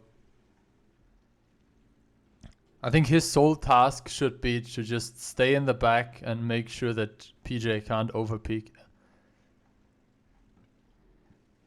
Yeah, so HPs are slightly in favor of Weird, and well, your hopes of watching both tiebreaker games should be pretty much gone by now. This looks not like a 2.5 minute clash. Titus might actually have to pull back soon because the 907 there from B45 can otherwise crossfire him. Okay, he saw the shot coming. Now he should be able to just pull back a bit while staying close enough to keep the proxy spot onto PJ. I'm not sure how Killer lost so much HP in his Fosh B, by the way. I mean, to be honest, the Fosh B, like it has big weak spots in the front and like the sides are butters. But like, should he get spotted at all? No. I think what happened is that he was sitting on the J2 position instead of the H2 position here, and the CS that went here spotted him. And then the Chieftains from here just had some shots. All right, let's take a look at the realistic possibilities that Weird have here, because they are the ones that need to attack. And yeah, I don't think 1-2 line is an option. There's just way too many tanks there. Also, the Leo should be able to farm them. I don't think middle is an option for the same reasons. Basically, there is entrenched chieftains in the back and the Leo sniping. So I think the move around the hill is probably the best option, even though Titus is on the hill. So he will be able to spot and even farm that. But as soon as he does that, saw PJ... 2 chieftains and a CS right now. So they are aware of that move happening. Do you think it's a good idea for Davy to repush the 1-2 line at some point? Because there's still 5 tanks of Weird. I think they will at one point or another, or they should rather, or they pull their tanks towards the middle, but that would mean that the CSs can farm them while doing that. We'll have to see. We'll have to see. I would love to also see PJ, even though he's a one-shot, to start making some moves to try to put some shots into Titus. But then again, he only has Methanator to support him. Methanator is in render distance, and now PJ is starting to spot him. The question is, how good are the shots that Methanator has on Titus's turret? Yeah. So first shot is missed. Now a good connection. And the thing is, if he connects one more, then PJ can try to peek. I think PJ will just try to proxy him now, exactly like this. And then it's a matter of trying to find the pixel. Yeah, I think Titus should have just suicided to at least get PJ out of the picture, because but like this, he's too late now, I think. Yeah, no, it's too late. But like when he was on 900 HP, he could have taken one shot by PJ. I mean, one he shot could by have just Methanator. not dropped to 700 or 900 HP in first place. Like he was on 1.6 when he got safe on the hill, and then he tried to overpeak and took some shots from the chieftains in the middle. Yeah, in the meantime, obviously we can see that the CS and the chieftain established. Ooh, also as soon as Habe gets put, yeah, Habe, he seems to get pushed off of the position here that does spot the hill approach. So as soon as Habe is gone, that means that Weird can just reinforce the hill for free with more chieftains, because they're not going to be able to spot that anymore. And when that happens, that is catastrophic mission failure for Devi, because, well, then all of their upper side is compromised, basically. They will then be able, like, Weird will then be able to push the J line. Did Habe just try to drop and crash? Yeah, he did. Well. So now you see Huey with his chieftain. He is spotted regardless, though. That is careless play here by the player from Weird. He does take 1200 damage for free here. Yeah, I mean, Davy is still having decent amount of Oh my god, Kilroy also tries to go up, spotted here. He takes one shot for his troubles. The question is going to be, how much more will he take to go up here? And now the 1-2 line repush is coming out from DB. They're basically out of options at this point. How much are they going to plead? It's only triple CS and the 907 to farm into the side to give Crossfire, and this is why Weird is now pulling failed experience in his chieftain over as well. But the VZ starting to make his clip here. Jurai down to 873, but the VZ in turn falling here, and the Crossfire is proving deadly by the side of Weird. Yeah, I mean, you can see Vikazos there is still on 1.3k HP behind the rock. What is that focus fire, by the way, guys?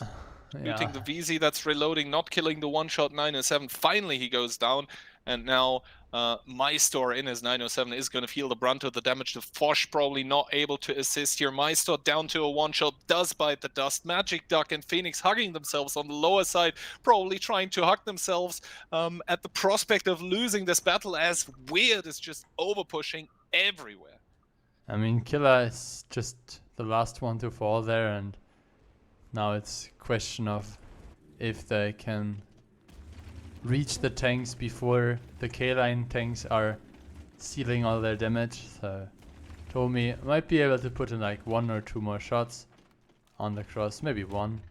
And this means that Ali is gonna lose 180k points. Well, that's a big yikes.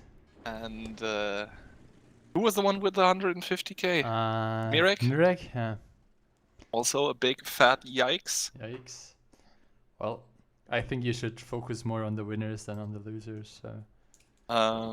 And I guess props to Weird for their not sucking us out on Prokhorovka and for clutching it on Cliff. I don't think we want to talk about the Himmelsdorf games if we are weird. And special battle Beyond versus Trig has already started, Serge. Yep. Wait, someone is saying I forgot to switch some scene. I didn't. Let me check the stream. No, it's all fine. Okay, so are there other results that happened in the meantime? Nope. So I guess we'll take a look at the groups. Yep, let me switch the scene now. Actually switch the scene. Intentionally switch the scene. To this scene. Yep, okay. So group 1. Hash won against Chess 3-1. Goat won against Times Over 3-0. They will now face in the semi-final. Gnomi will play against Peter Aboba. I think that's one of the matches that definitely some people would like to see. Then we have Tense against Goodnight Mini. We will have Weird against the winner of Trick Slam. Tilt Banticore against CSA Dinosaurs is also a nice one. And Copium against Tovi. So Copium is the Weekend Duck team. So I guess I will put into the vote Copium Tovi, Tilt CSA, and Tense. No, not Tense. And Goodnight Nomi against Pure.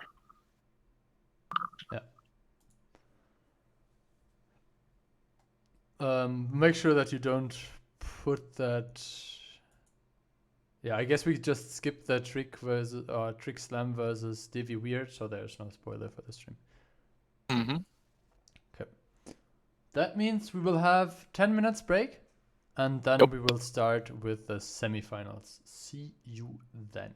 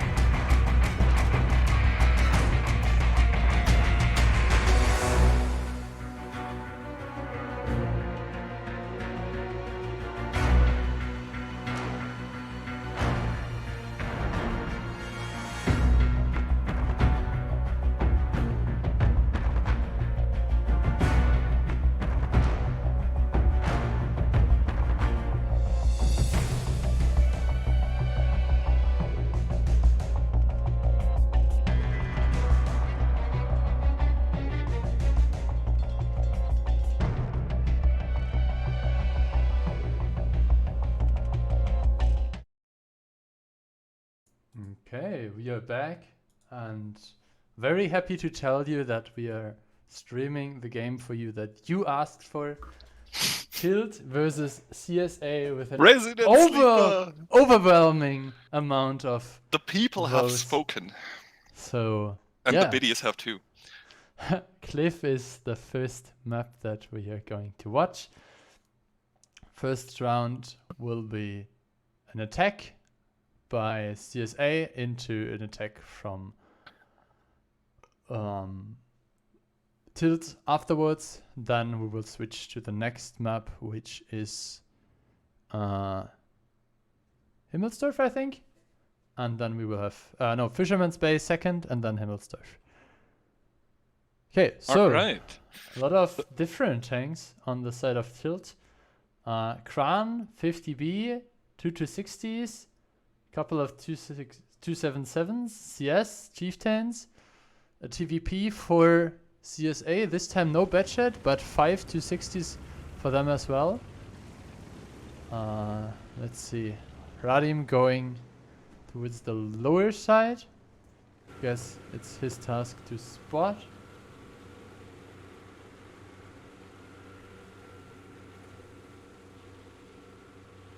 And yeah, the teams are going to meet in the middle here. Only one 907 getting sent towards the 1-2 line by CSA, one CS towards the sniper's position. Everyone else towards the hill, and the CSs are going to make their way up. Humpity Dumpity, Haran almost dropping off here, and no shots connecting on the CSs so far. That is very, very interesting. The team in the white jerseys here, Tilt, not caring at all about the hill control that CSA just has established, and now the 260 is peaking here, not really finding a lot of success. This is why they're over pushing now completely, but they're doing so into Crossfire. The TVP trying to get away here, takes some shot now. Froly on his way away, and Unique, Padger, Puppy, Sam are now all closing in the distance onto Luke and Sakalito and Hosmo, who are getting swarmed now, but the damage is still quite even, I would say. Yeah, you can see a lot of guns now being traded. First 2 guns dropped on the side of Tilt, 1 gun dropped on the side of CSA. Now a 3rd gun dropped here, but Sakaliko and Unlukin are still in a bit of a crossfire there. Lukin dropping first, Sakalito should be the next one to fall, but picks up Padger before. Now 4 kills to 2. The hill is still contested. A second fire on the side of CSA. The HPs are evening it out again. And it looks like the tanks from the Donuts were able to put in good shots there. Aubrey and Stepro Infinity putting the hurt onto Goldaf and Mortar. And Tilt is in a pretty decent position still.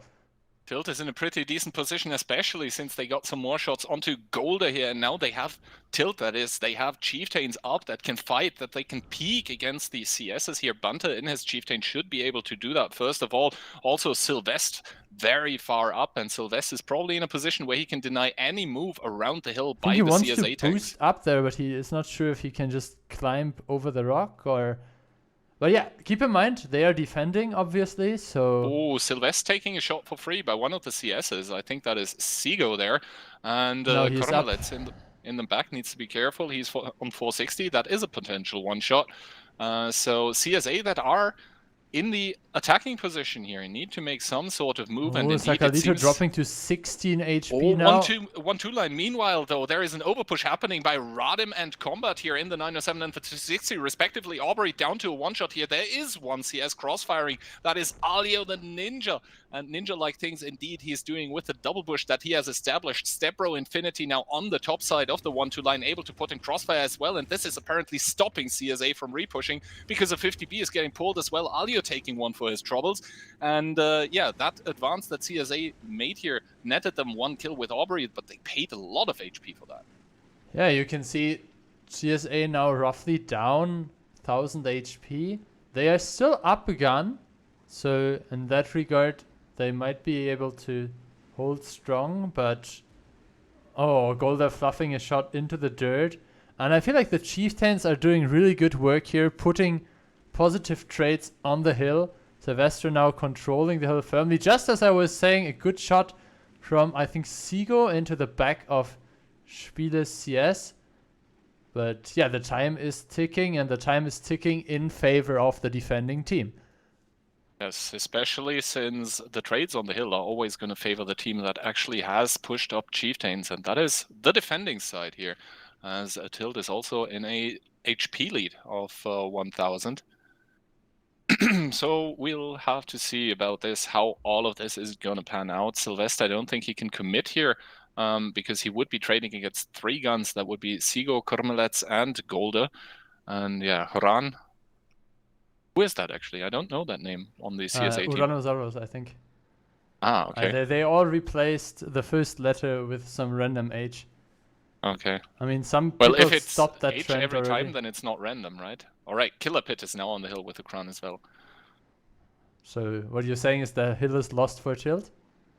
It is in a dire spot now that Killer Pit is there. Look, he immediately took one. Just as I was saying. Okay, so still this 1.5k HP deficit for the side of CSA, but it looks like Frawley and Harry are making their way around the hill now, and I don't think it's spotted as of right now. Full clip reloaded for the TVP, but I don't think he will find an angle. Will puts in one, but Sigo gets overpushed now. Sylvester could be able to roll him with one shell now. The roll is only 433. Bunter picks up the kill. And yeah, this is going to secure the hold that Tilt basically have over the hill. I think the HPs on the hill are so significantly higher for Tilt now that, especially with the hull down positions on top, with a Kran, with a Chieftain, they should be able to pick up the remaining CS tanks on the hill step by step. Yeah, and the thing is, Frawley here, he's basically in the middle of nothing. Bunter could even peek him. He would take a shot by Harry, sometimes carry for it, I guess, so he's not going to opt for that quite yet, but the amount of HP that Tilt have on the hill is going to secure it for them. Just as I say that, one more kill here by ASDE being made onto one of the 260s for Tilt. So CSA are barely holding on here, but time is ticking against them, and Sylvester has hold down peaks onto Kurmelets and Golda. So that should be an easy win for Tilt if Killer Pit doesn't throw it. I mean, that's his specialty. He reached the hill with nearly full HP. Now he is sitting on comfortable 344.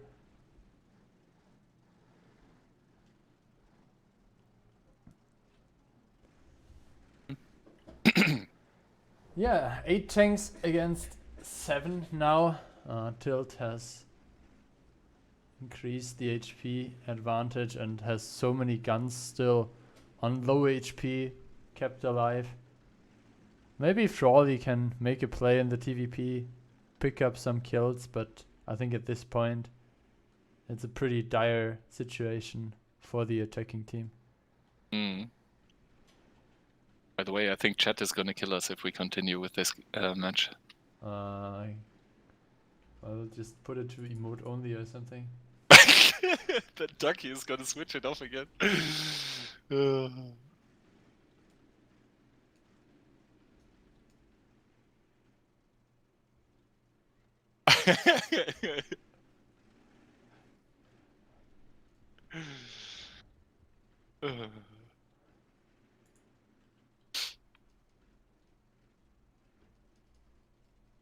All right. Yeah, I guess not a lot is happening here at the moment. Nobody is complaining anymore.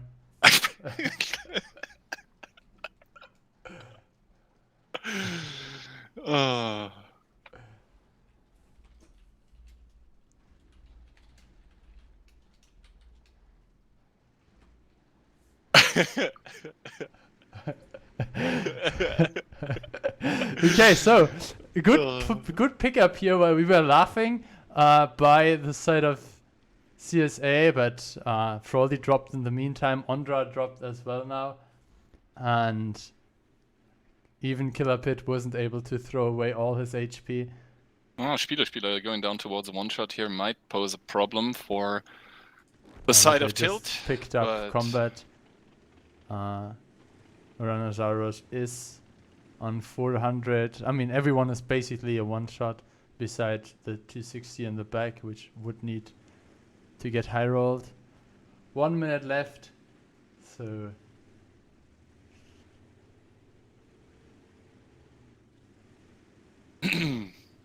yeah. The thing is, the crossfire that the donut is providing onto the hill basically makes it impossible for CSA to get any meaningful pickups, and they also only have 50 seconds left and are down in HP, so CSA sitting that one out, I guess. yeah, maybe they're just deciding on what they want to do in their own defense. Alright. So, Adio, is he going to get the pickup onto Golda? It doesn't seem like it. Yeah, I don't even know what to do with the camera anymore. I mean, this game is so over. Maybe I can confuse the viewers by just rotating the camera a couple of times, so they will stop complaining. Alright. Some more kills happening here, but yeah, obviously this match is over. Or this game rather, as Killapit tries to throw the last of his HP, and he actually successfully does so. Bunter to follow him to the grave, but the timer is gonna save Tilt from losing this round here, which means Tilt 1, CSA 0.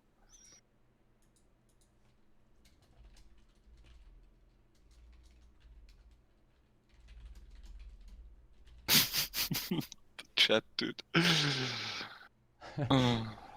Okay, let's go through the other results in the meantime. Okay, we have scores here. Actually, 6k damage. Shout out to Infinity. Yokoro also good stuff coming in here. Let's see what Killapit did.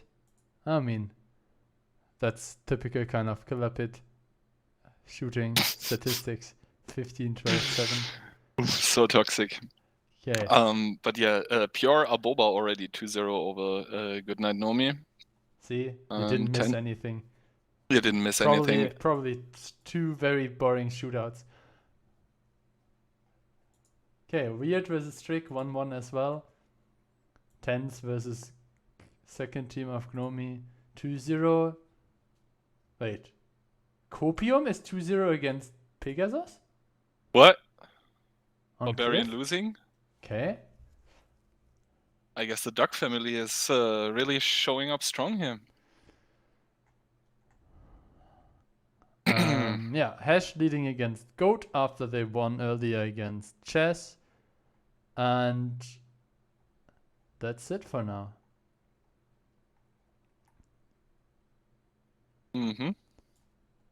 Yeah, so I guess if you're readied up, then we should be ready to go in like a minute and 10 seconds. I can already spoiler the Tilt lineup here.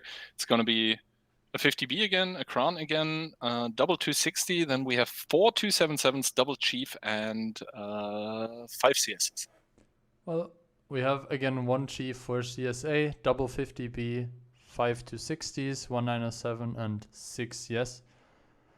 Oh, Hash against Goat, 1-1. I think that's also 2 Czech clans against each other, so Czech we might actually have some rivalry ongoing there.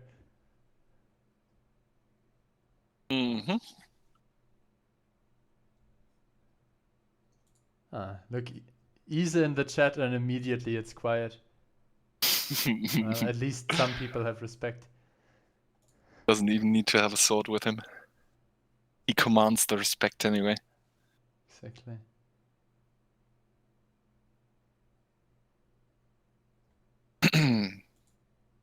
All right, 10 seconds here. Then we're gonna go into round number 2 in between Tilt and CSA. And I do have to say, CSA are very good at one thing: making games slow. We just saw that. It didn't help them in the end, but yeah, I guess slow and steady wins the race here for the dinosaurs. But then again, there's a reason the dinosaurs are extinct, so we'll have to see how round number 2 goes. And so yeah, you're saying Bunter is coming in like a wrecking ball now? No, that's the Ducky special. Okay, so Killapit in the Kranwagen again, Yogoro in the 50B, so Yogoro has to do double the work. Froley and Combat both in a 50B, as we mentioned, a couple of 260s versus a couple of mix 260 and 277s and CS for both teams. Okay, so let's see how both of the teams are going to position themselves. And for the team of Tilt, that's going to be an easy call as everyone is getting sent towards the middle. For the side of CSA, that is only going to be like 5 CSs as 1 CS, and the entire rest of the team is actually going towards 1-2 line. The question remaining if the 50Bs will aim up onto the CSs or if they directly commit in like the 260s do. And now it's all about the damage that will fly into the CSs that are going up here. And currently that's not really a lot as of yet. Oh, never mind. As I say that, Kaperfucker just gets completely taken out. And Golder there tracked. He probably has to drop himself down here. And this means that 3 almost full HP CSs are going to make it up for CSA. And the same can be said for Tilt. It's now about the crossfire positions that both teams have. Yeah, you can see here a total of 6k HP up for CSA and like 4.5 for Tilt. But Aubrey already made his way around the hill, spotting out the exact positions here of Seago and Kremlitz, and good first peek here onto Seago, who is a bit of a shitty spot there, won't be able to really get away from Aubrey, trying to now get around the hill, get some cover. Aubrey might be able to put in a third one. Very good shooting here by Aubrey, and that is reflected in the HP advantage now for the international team. Mm-hmm. Exactly. Tilt very, very strongly here, still sitting very healthy, like 3k HP advantage even. And now the trading on the hill starts, and I think the trading on the hill currently favors the international team as well, as now Alio joins in here. Kormelet's down to a 2-shot, might even be an unfortunate 1-shot as he goes down in flames, and Ondra also succumbs to the pressure of Tilt here. Yeah, Seago taking another one, taking a second one. And I feel like CSA is just not really reacting. I mean, they're sitting there in the donut.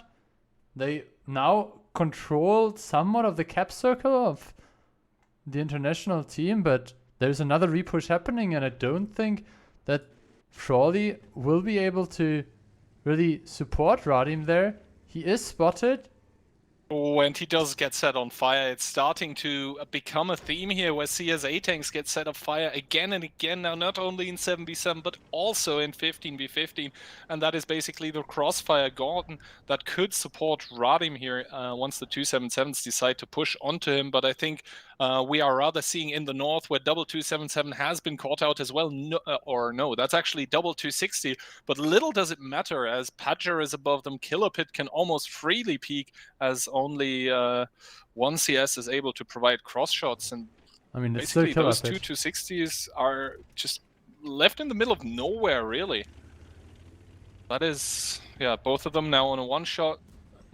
Like, CSA is just, not reacting, as you said. Like, Tilt is throwing punches at them, and they're just not dodging him. Maybe it's just because Ise came, and it's like the moral boost is so big that they're just running over.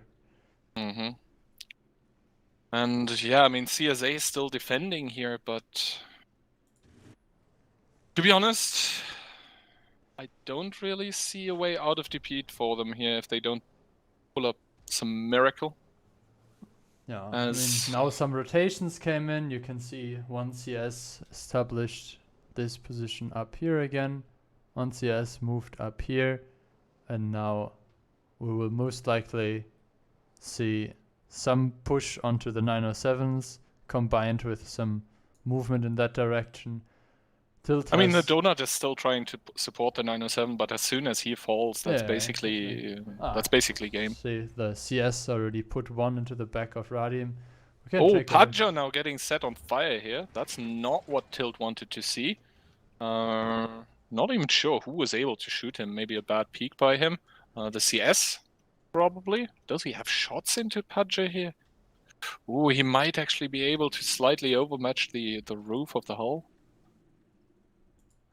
Yeah, but now with the K5 position falling, we will most likely see a commitment towards the donut sooner or later. Tilt, obviously, having 5 minutes left to close in that game.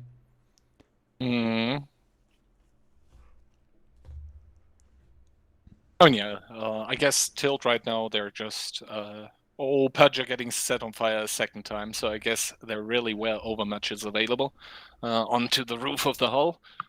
But I think Tilt, they are gonna group up for some last decisive push. I mean, they even have the 260 in the cap that is now hull down. He's full HP. There is no way to really get resets because as soon as combat tries to go there, he will be shot in the side. If the 260s from the donut try to overpeak, then Unique and Sylvester are there to punish them. So I guess just on a tactical level, Tilt simply better.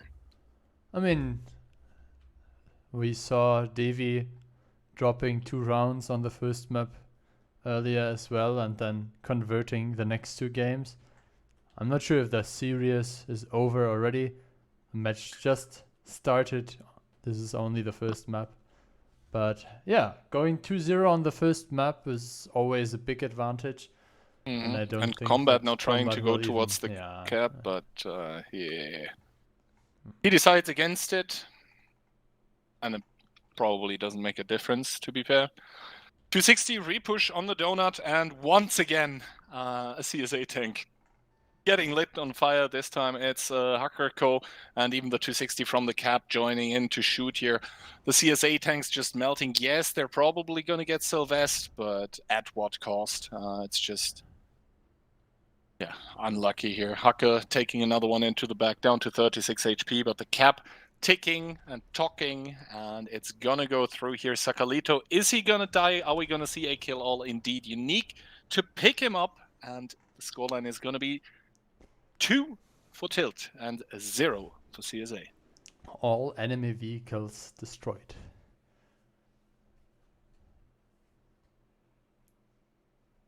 Yeah, I don't know. CSA have a way of making it unexciting. I think it's just Saka trying to avoid getting his game streamed. Mm-hmm. Yeah, so if they get knocked out now, then Aboba 3-0 over Goodnight Nomi. See, nobody missed out on anything. Just 3. We have the game on our hands. Well, I mean, for some reason, people decided to vote for this one, so it was fair and honest and democratic, the way it should be. exactly. If you're saying otherwise, you're basically saying democracy is bad. I mean, isn't democracy the downfall of everything? That's like your opinion? Alright, Unique 4k damage, by the way, 2 kills to his name. And how many CS8 tanks got set on fire this round? So I know one of the CSs on the hill, one of the 260s at the donut. There was the 277 from Tilt that got set on fire. But I think I'm missing one. The 50B on the cross Froley.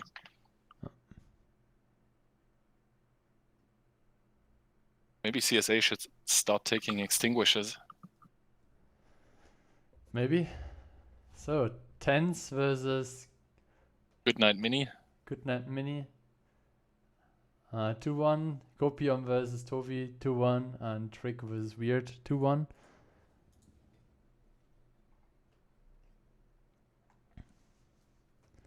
So we are clearly in the most interesting game because ours is 2-0.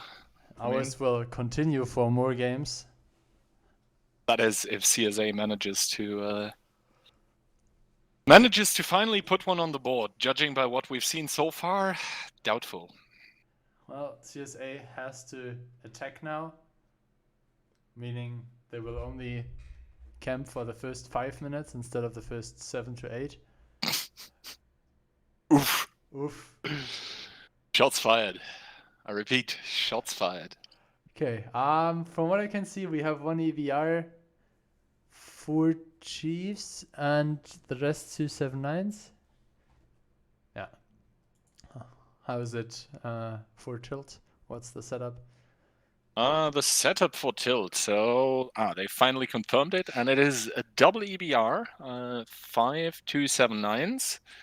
Then we have 3, 6, 7 Chiefs and a Jagdpanzer E100. And Old Kings isn't even in their team. No, it's being played by Bunter. Maybe Old Kings sold the replays. Dude, it's fucking savage today, man. Oh, yeah.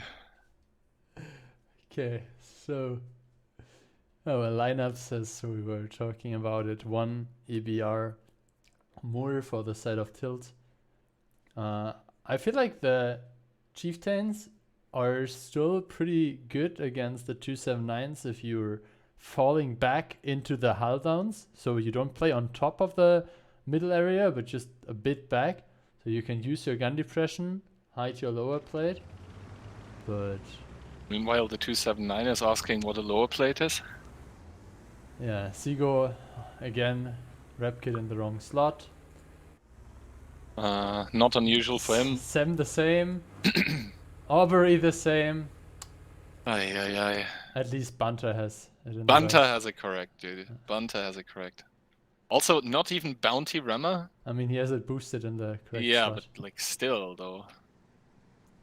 Bounty Rammer is better than Boosted Rammer. Alright, a lot of 279s going towards the middle here for the side of CSA. Only 3 going for Tilt. Tilt, however, they have a lot of Chieftains and the Yakpans obviously at the back here. Personally, I think a 1-2-1B would be more effective, but the thing is, actually, those 279s, they don't have configs, they have HP. So, depending on what the CSA 279s have, a little something like a Jagdpanzer shot might actually deter or unturret you. I just went through the 279s from CSA and all of them have configs. Okay. They just don't have turbos. Well, I guess you don't need turbos when the enemy is not over pushing middle, which it doesn't seem to be the case. And this is more rather a CSA-esque approach by Tilt, I would say. I mean, CSA also spending the first 1.5 minutes on figuring out the positions of Tilt, location of their tanks. Also, I like Sem's position in the EBR in the city. He will 100% be able to run, and he's providing all the necessary information. Albeit a bit late, but bit of unusual position, but yeah, I like it. I mean, at least you won't get blind fired there because they have to drive around the corner for that. To be able to blind fire him, he will see them first. Yeah, exactly. So CSA obviously needing their usual 5 minutes to understand that they're not defending, are just sitting comfortable in their positions right now. I am sure if we did what Saka wants and gave 2 more minutes to the game, then it would all play out. Okay, so Aubrey took one in the meantime. Still no real movement on the side of CSA. Will and Andra are being... No movement on the side of CSA. No surprise there! Wait, what? Alright, Seago is going to pre-clear the 1 line now with his EBR, and 1 Chieftain is going to come behind him.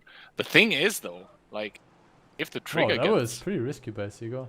Yeah, that was pretty risky, and he took a shot of damage for his troubles. The thing is here, if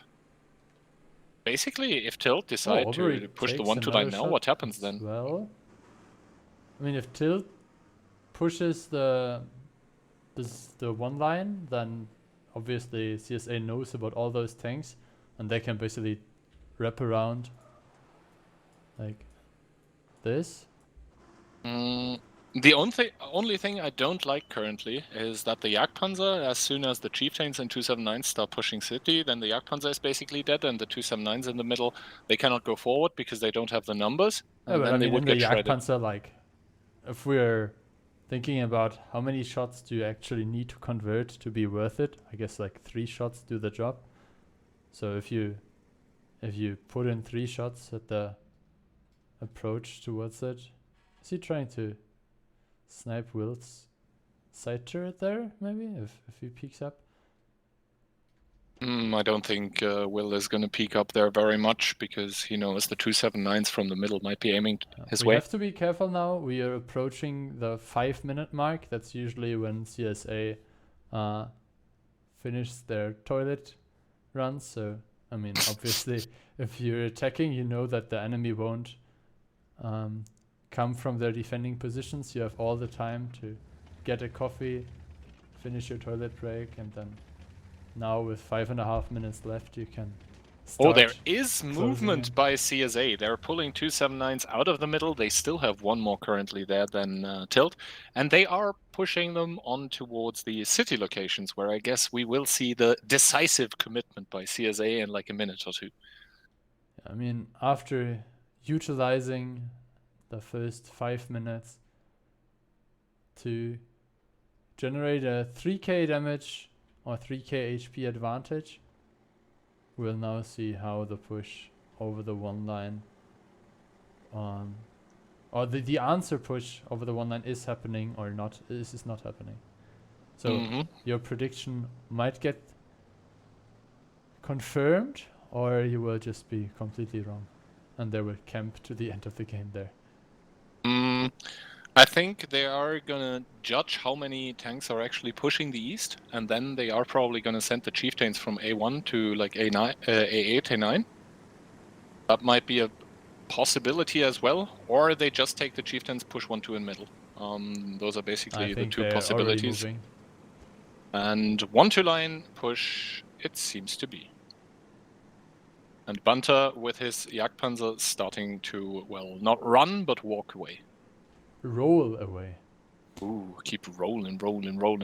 Now, Will here on the one line is going to take a bit of a punishment here as he does get set on fire, and the 279s by Tilt in the middle also reshuffling here. But yeah, that fire, I mean, it was unfortunate, but it changes nothing in the grander scheme of things. He's just going to die for free. The chieftains by Tilt are going to keep going here, and now we see that CSA, they have pushed out the city completely, and now they're going to send tanks towards the middle to clear out the 279s. But those tanks, they are going to get farmed by the Jagdpanzer. They are going to get farmed by the 279.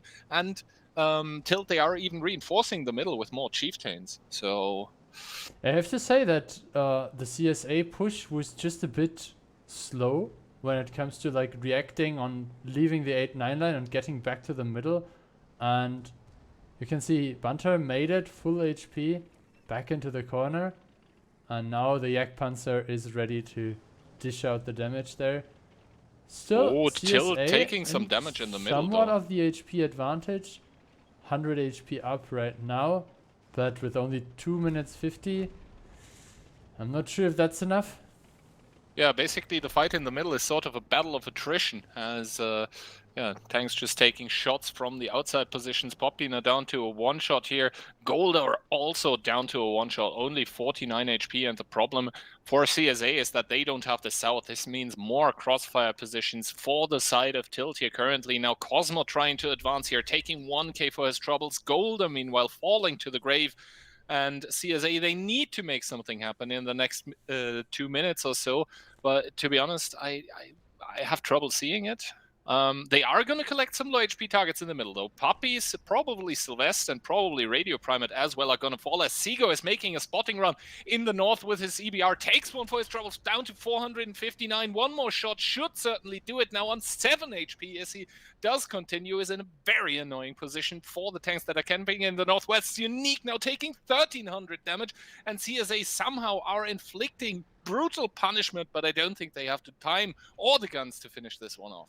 Yeah, CSA now down 3k HP, and you can see it, only 7 tanks left. The HPs of CSA are still dropping, and they're only controlling this middle area here. Yeah, I mean, getting crossfired from the south, from the east, from the west, and from the north. Those, you can see Unlucan basically the only tank that is providing somewhat of a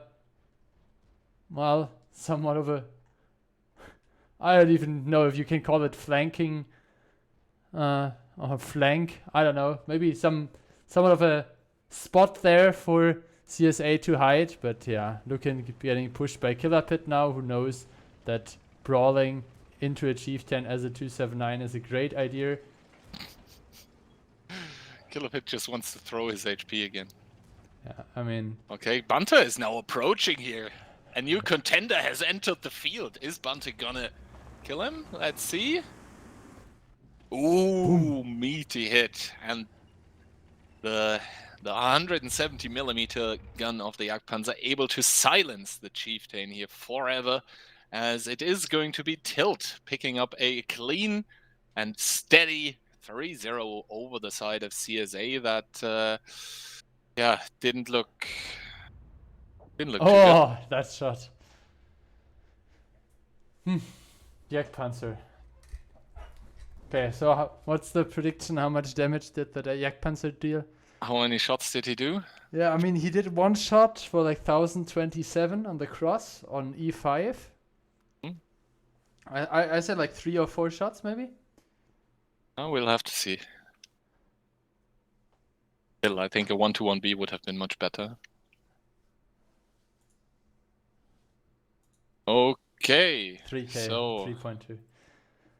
he did do 4 connections, though. Yeah, the last one was the kill pickup onto, I think, one of the chieftains for like 50 damage or something. Okay, so I guess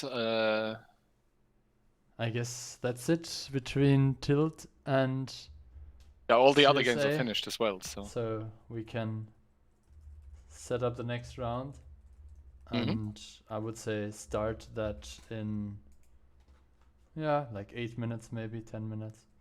So short break, then we will give you a summary on what games you can expect to see now. I'm not gonna give. Never mind. CSA is not in it anymore, so I can't give it as an option. Wait, what? All right. So see you after the break, guys. Yep, exactly.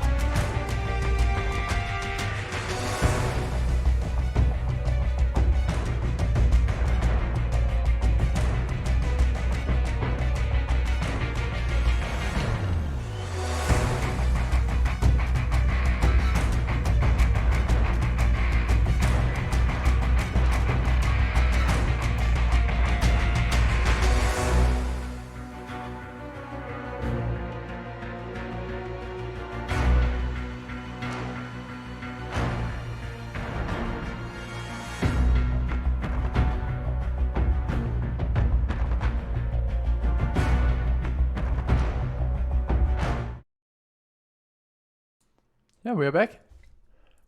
And we are having 3 final matches. Group 1 will be decided between Hesh and the Aboba team from Pijor. Trick is playing against Tense. That's the game that we are gonna watch.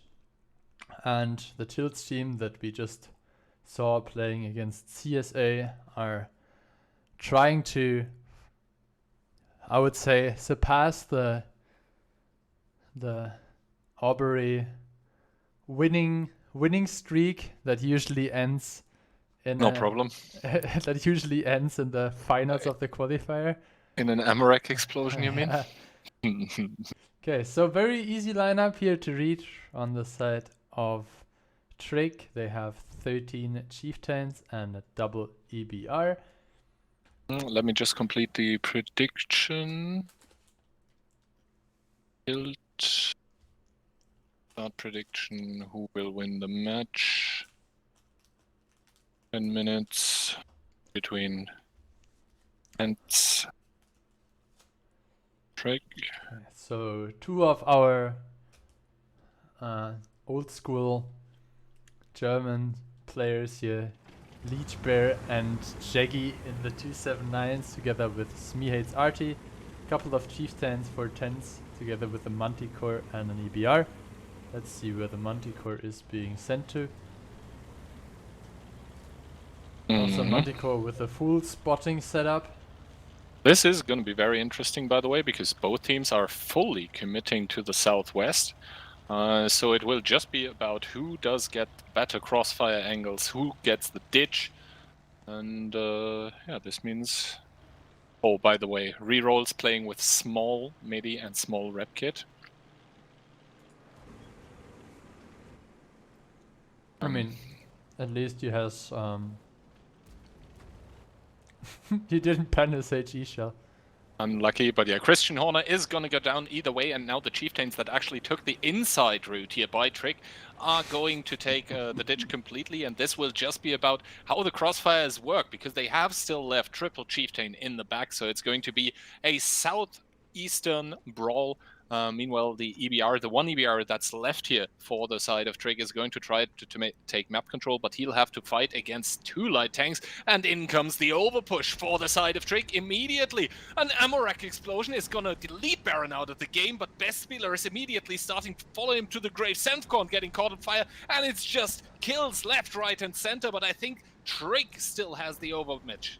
Yeah, I mean, you have to keep in mind, as you push over this ridge line, you kind of abandon your 3 chieftains in the back that can no longer provide you with shots for the overpeaking tanks, and you can see it right now, 5 tanks here left for the side of Trick versus 5 tanks plus the EBR that is now coming in on the side of Tens. The HPs are still pretty much even, but keep in mind, 1 EBR with roughly 1000 HP is out of the game, not sharing his HP, so Exo and Krea have to make a lot of work there onto the 3 chieftains plus EBR to survive this brawl.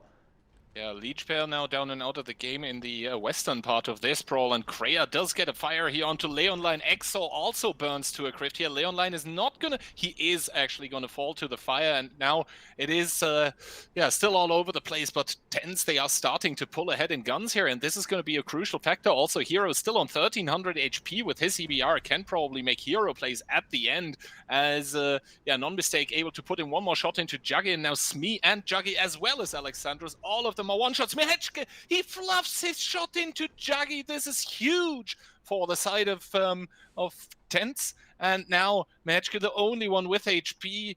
No, actually, that's Marches. Mehechke down to a one-shot now. This is not what they wanted to see here. Juggy being out of the game would be a huge factor, but now he's actually trying to go over the side here to try to get a nice and easy shot into Mehechke. Marches now getting flanked by Hero, taking a shot into the side. This is still close, but Tens, if they don't misplay, should have it. Yeah, and I think one important thing to really figure out is why they overpush here if those tanks in the back can't support them anymore. Yes, Leechbear had some decent crossfire position. He was the 279 on top of the bridge there, but they just didn't have enough tanks to really fully control this H0 ditch, and keep in mind, they got a more or less full HP Amarak onto Baron and 2 fires, and still didn't win the shootout at the H0 position. So yeah, it was a close game. I think that's mostly down to the Amarak onto Baron, though. How many shots did he take? Like, if he survives a few more shots, I think he took then 2. He actually received 4 hits, actually. so it wasn't too bad. So I think he could have survived 1 more, potentially 2 more, depending on what hits him. Well, he got blown up for 1400, I think. Sometimes there are shots that are so close to each other that it just counts as the same in the observer mod.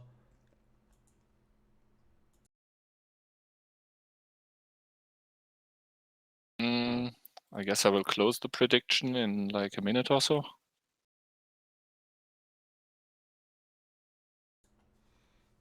Okay, so yeah, good shots here by the 279s. 12 shots penetrated from the 12 shots fired for Smee.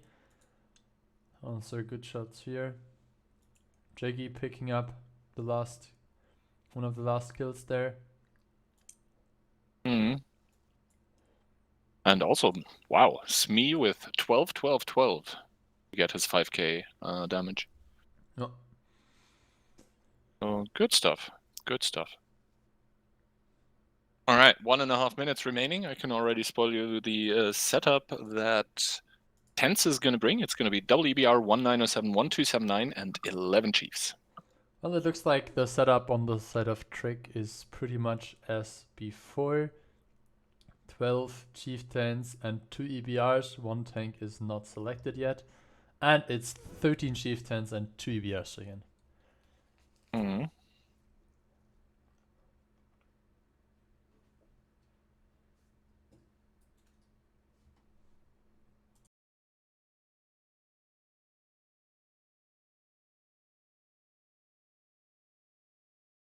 Okay, so do we have any results from the other games as of yet? Nope. So this one is the fastest one, I guess. Yeah, I mean, after seeing the very interesting games between CSA and Tilts, now we have some bit of a different approach. Both teams a bit more aggressive. Obviously, not the safe and steady approach that we saw before. Guess we can find out if the game where Trick is defending will be another rush by the attacking team, or if Tense is taking over the role of CSA. Okay, no Artie for now.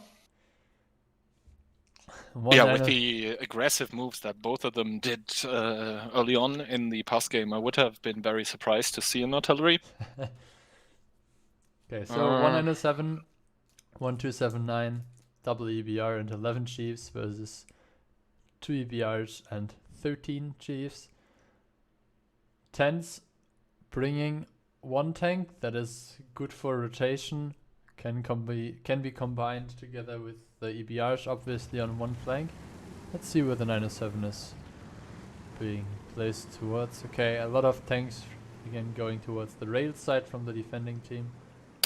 Yeah, so the bulk of the tanks for both teams are going to avoid each other for now, as the 279 and the 907, unsurprisingly, are being sent. And he again took small kits. I think I know why he's playing the 907, because that's a tank where you don't, where you majorly shoot sniping APCRs. Yeah, I guess. And yeah, as we see. Oh, that's really good info for Alex now. Like, he knows that complete AB line can be cleared now by his chieftains. Yeah, I don't know why they keep sending so many there. Maybe they want to continue pushing north, but that would be pretty interesting. After they got the information, now you can. The thing is also, take a look at that passive EBR in the swamp. That's a really interesting position. Yes, but you can also see that he knocked over this big tree for it, so We'll Are have you to saying see. yes, but actually no? I mean, sometimes if the position is too good, then it might get blind fired pretty quickly. I think there is too many trees in the way for him to get properly blind fired. Hmm. No? I mean, yeah, I guess you can't see from the back.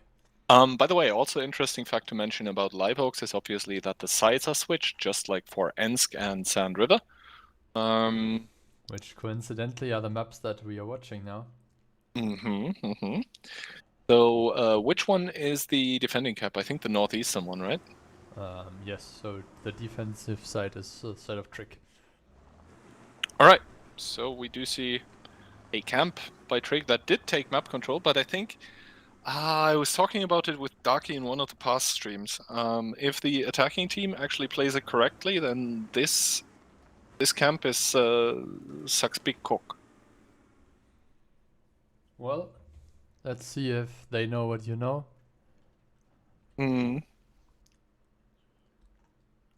I mean, currently you can tell from the amount of talking that we're doing that not really a lot is happening apart from EXO taking some shots for free, overextending on the rails. So EXO dropping roughly 900 HP. Not the end of the world, but if you consider how close the previous game was, pretty cool. Yeah, By the way, this is the new camo, right? This is on the EXO? yeah, that's the blue paint plus the camo that you could get from the 7v7 tournament. Ah, yeah, true. I think EXO and the 7v7 team of Acid was one of the first to actually win one of those 7v7s. Oh, well, I guess putting it to use on the Chieftain. And Trig. I mean, they are defending. Do Tens know they are attacking is the question. I mean, considering they're German, I'm not sure if they read the rules. Well, I mean, they will follow them if they would know what the rules are, but reading them is a different question.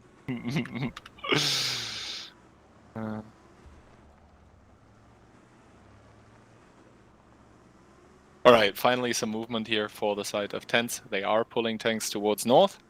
And to be honest with you, I think that's not the worst choice you could do. There's only one Chieftain defending north for the side of Trig, and that A-line cross is going to come pretty cheap for Tens. And as soon as that is established, then Trig has the problem that they will have to, walk into Crossfire to basically reset the cap, because they only have the 0 line, and Hence, they will have tanks on like the C6 hill, and they will have people in C0. So that would be very costly for Trig if they don't react immediately, which I don't think they're doing. 900 damage here, dropping to potential one-shot.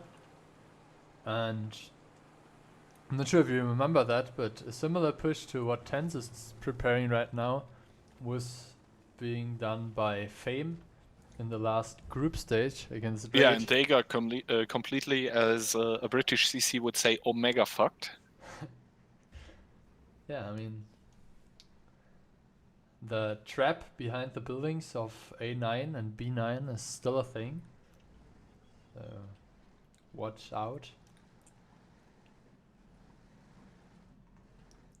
I'm wondering why Trick decides to not contest the north at all. So yeah, finally the push is getting started here, and we do see the 279 leading the charge. Obviously the tank least likely to get penned by a faraway Chieftain. PP, the flying 3K, he does see it, and I would love to see a reaction by Trick to come now. Are they preparing to push south with their Chieftains? Are they preparing to put the cap pressure? Yeah, I'm not sure. So you can see 5 tanks here leading the charge completely without any damage taken, reaching here positions behind the cap circle.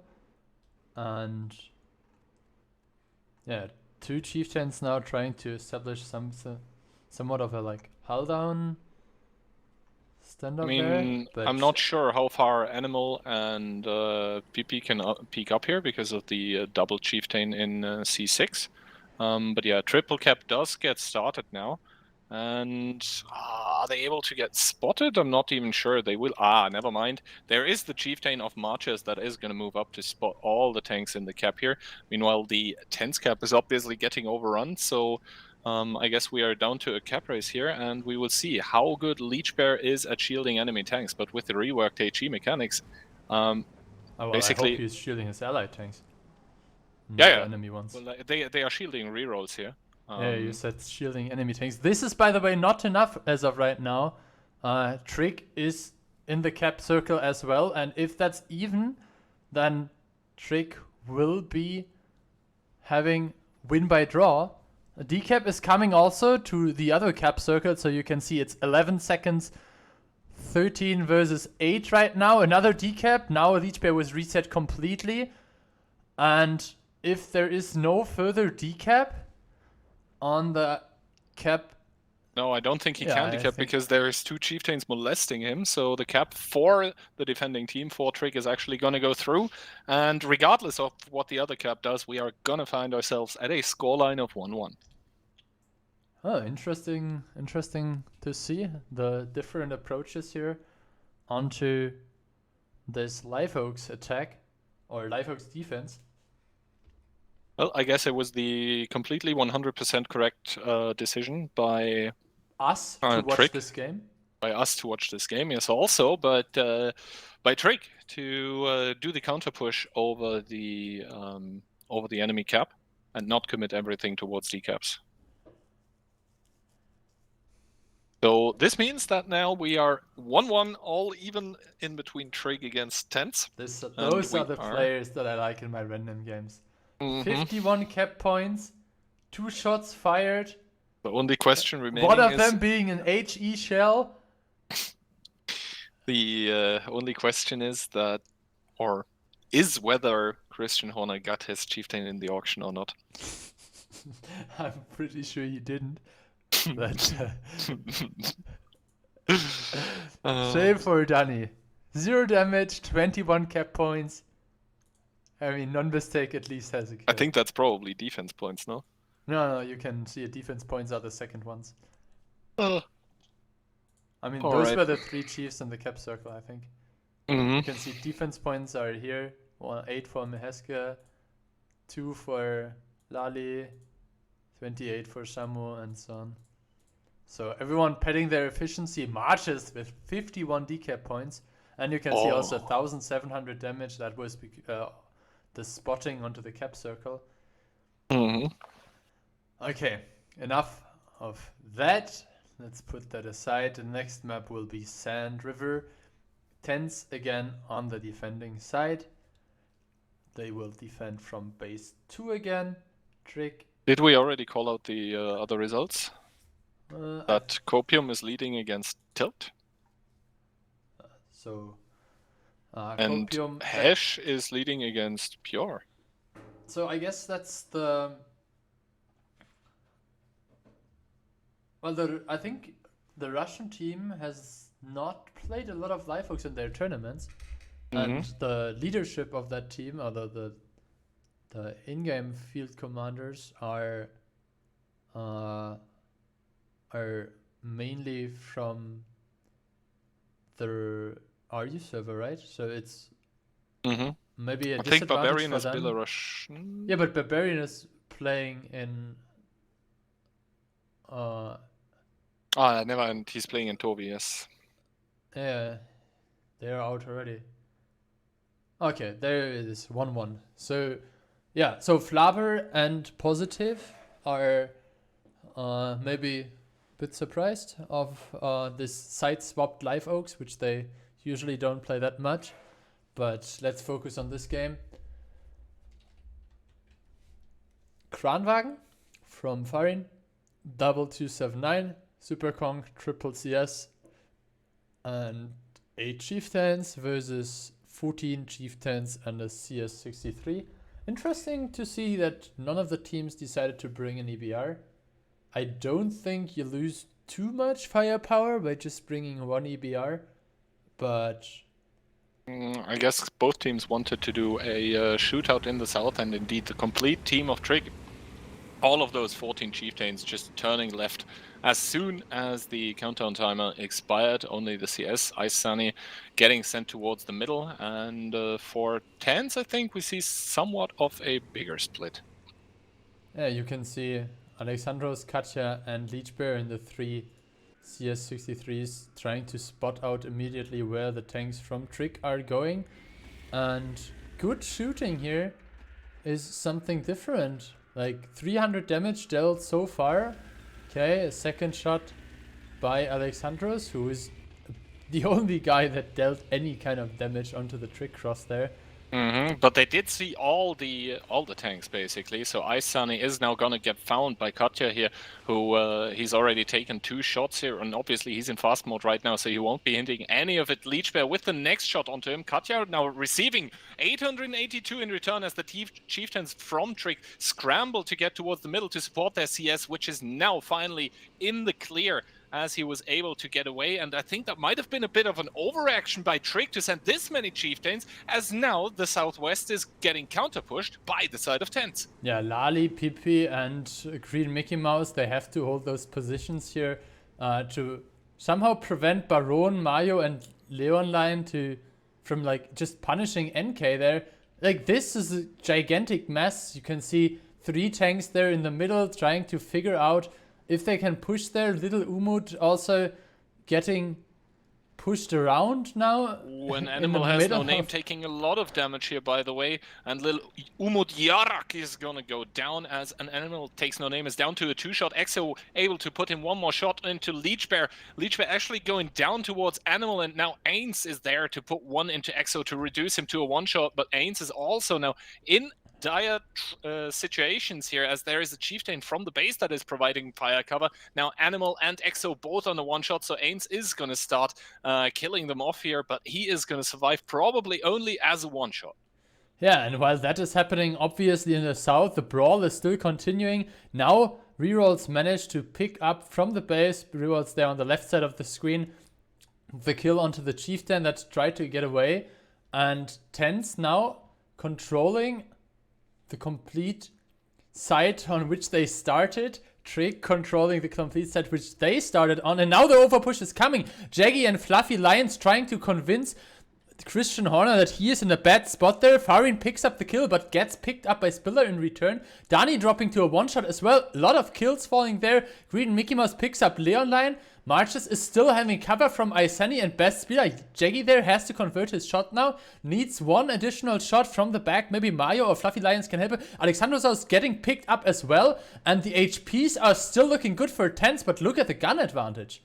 Yeah, the gun advantage now certainly there for Trig, as they pick up Juggo and his 277, and this means that they can probably rotate around that Super Kong in the back, not really able to bring in his HP. And yeah, Smee is still on very, very healthy amount, but Mayo and Fluffy Lion's probably the weak link here right now on a 2-shot and a 3-shot respectively. And the problem here is, yes, Trig, they have a lot of tanks on very low HP actually. NK, for example, on 40, Samu on 278. But as they have map control now, they can rotate around. They can get those guns to safety and they can get them sniping. And they still have 6 minutes and 10 seconds to do that.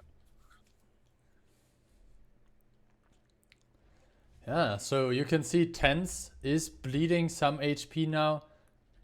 They lost a couple of HP onto rerolls, and I think the sheer gun advantage and the ability with the CS to control the whole map will finally be the decisive factor. But, I mean, with those things, you always, if you split too much, you can still risk losing if you have too many 1-shots. Also, the fact remains that Tents, they are still defending. Trig is now managing to sort of close this HP gap that was previously there, now only like 200 HP apart. But yeah, obviously Ice Sunny taking map control here. He will be probably able to spot the Super Conk, and as soon as that happens, maybe some shots from the middle can inflict I think he wants to damage. use the trees somehow to get a double bush. Finally, I think he's going into slow mode. There we go. Another shot by him. Very well done. He just left the 445 meter range. So and rerolls is now down to 666 HP, the number of the devil. So, I don't know why he... I think he decided to reload HE to track him there, because reload is somewhat in the open for the chieftain that is behind him. And yeah, then he picks up rerolls, and I think that's the end of the story. 10's now down to 3 vehicles. They're all, very entrenched here into this small ditch. Yeah, they can't really push anyone. Green Mickey Mouse, now that rerolls is dead, basically has free peeks here onto the 3 remaining tanks by 10s. I mean, Fluffy Lions will be started now as well. Yeah, Fluffy Lions is sort of safe behind the wreck, but yeah, Best Spieler is now getting pulled. Finally, Green Mickey Mouse connecting one into Fluffy Lions. Best Spieler getting pulled here. And with double cap, soon to be triple cap, 10s after going up 1-0 is going to find themselves fending off a match point next game. Yeah, I mean, they have their defense now. I'm not sure if there is like a favor for the defending team, because sides were changed in the past, base 2 defending, and usually there's slight advantage on the K line. But this game was all over the place. The push through the valley there on the G line, G6, 7 was then repushed by the tanks of Trick. So in the end, I guess every shot mattered. And yeah, too many guns were left in the game. Trick survived with I think 4 of their 8 tanks in the end were one shot. 1 got picked up, so they survived with 7 tanks. And only 3k HP left.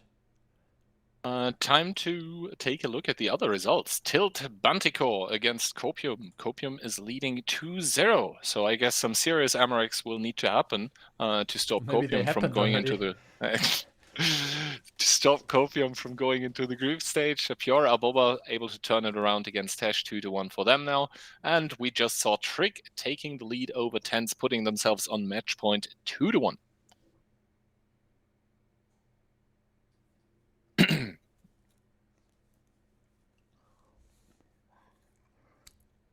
Yeah, I guess time for me to eat another cookie. And I can already tell you that Trick has readied up 2 CS 63s and... reminding me to also eat something. 2 CS and 12 chieftains. Marches is readying up the last tank pretty soon, I guess. For the side of Tens, I can already confirm 13 chieftains and a 907. Baron still undecided. Yeah, it looks like this British heavy tank is pretty well used here on this map. No Kranwagen this time on your side? So far, only 13 chieftains and 1 907, and I'll mute myself while I open my food.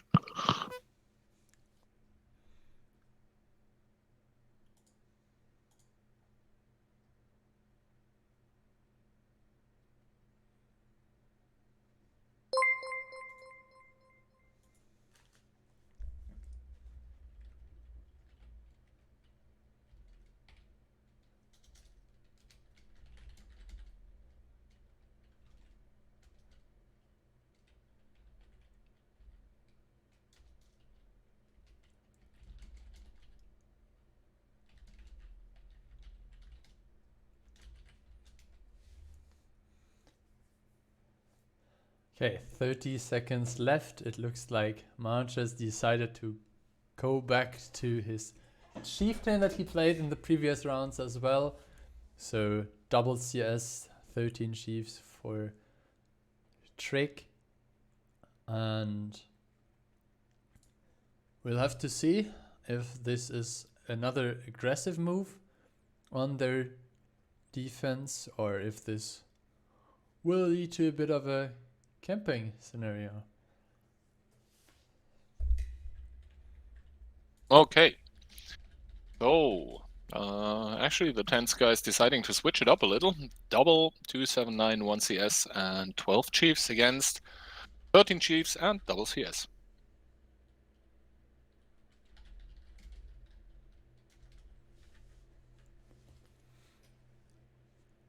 Okay, so no Chief, no Kranwagen for Farin this time. And also no rerolls in a Super Conk. Mm-hmm. Ooh, another Prime sub coming in here. Oof. Alright, so we do see a rather conservative approach by Tens here, not choosing to go all out south. The same cannot be said for the side of Trick, who are committing everyone to the south except one CS, so they are definitely hoping for some sort of engagement on the good J shot and K by line. NK, but yeah, that's usually what happens if you shoot there and get spotted. So I would say it was a good shot, but it was not a good decision to shoot. Yeah, I mean, him being on 788 HP proves your assessment to be quite correct, in fact. Okay, so it looks like Trick decided they established enough control over the 2-3 line to now pull back some of their vehicles. Actually, everyone but March is driving back. Blizzard taking one for his troubles. And we have a roughly 3k HP advantage now in favor of Tens. Yeah, and Marches, he can't really stay safe there completely. That is, I think, why he's starting to turn his tank, starting to drive away. I think there's a big point in the CS63 of Alexandros, which, yeah, has big control over this upper area Marches on is F5. staying currently. And yeah, Danny taking one in the middle, but the thing we should be more worried about is that K-line push that is now coming by the side of Tens. They're pushing a lot of Chieftains so far unspotted, and they're going to be in the faces of the Chieftains of Trig. And as everyone know, the East, at least at the southern dunes on Sand River, has a distinct advantage here. Senfcon is going to peek and confirm the presence of a few Chieftains there. Samu and Bestspieler shooting HE onto Smee in the middle. And as soon as Leechbear and Mayo are going to arrive, this is not going to be the best time. I would actually love for Leechbear or Mayo, one of them, to take the lower route and then provide crossfire from basically That's K1 what you red usually line. do, and then you go alone and die. Well, yeah, in randoms. Okay, so Leechbear listened to what you said and is now thinking about going for the lower one. But yeah, HPs are still in this 3k HP difference area. Some tanks dropped some more HP. Some tanks were able to return fire. And it looks like Trick now decided to leave the north as well.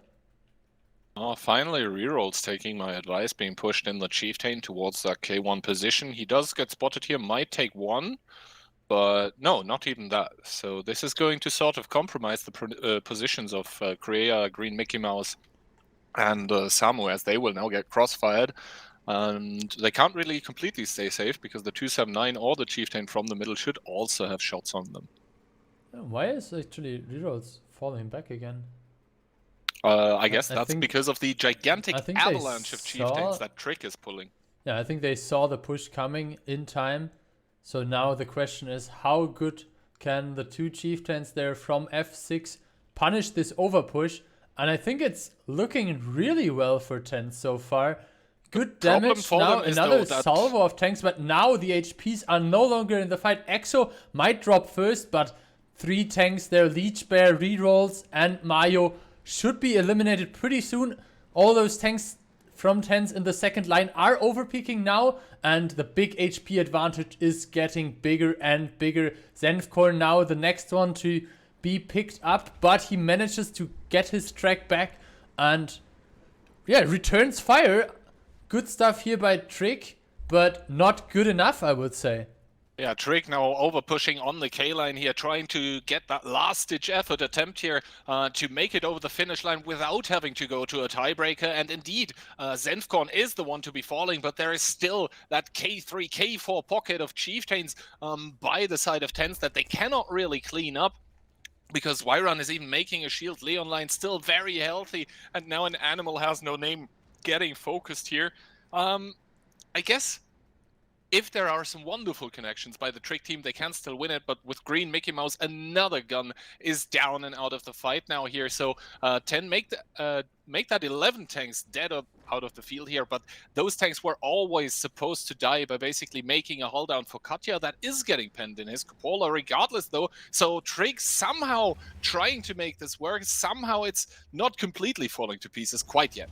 Yeah, I mean, non-mistake, and Spila now decided to abandon the 2 tanks that were committed there in the ditch. Katya picks up the next kill, and now 50% HP advantage for the attacking team, and I don't think they can really lose that anymore.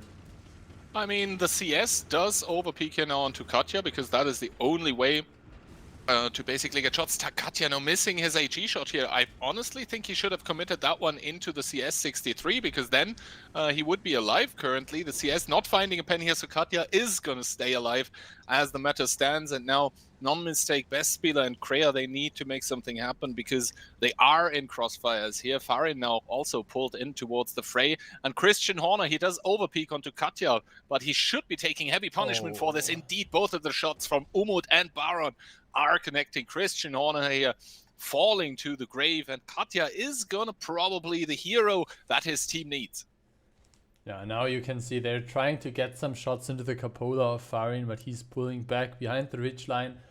The time is still ticking. Keep in mind it's only 3 minutes 20 seconds left, but you can see Alexandros is making his way to push behind the 3 chieftains there, and the sheer advantage of having nearly double the HP now, 4 10s should be enough to close in this game.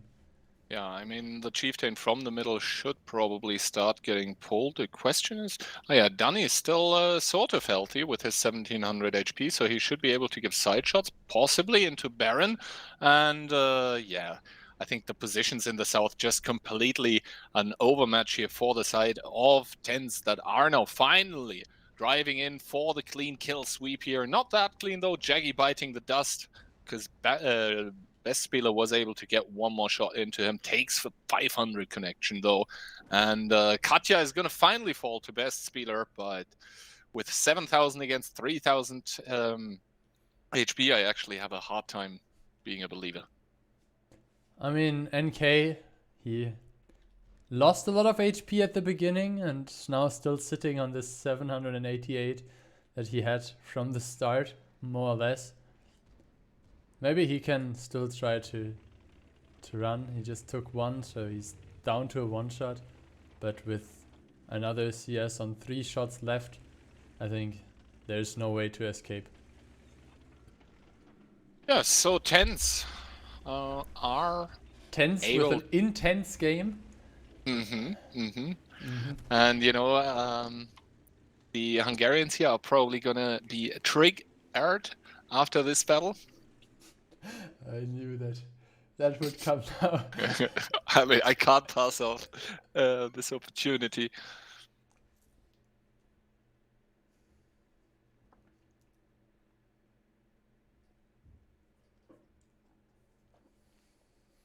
Okay, so Copium 3-0 against the Bunticore team of Tilt.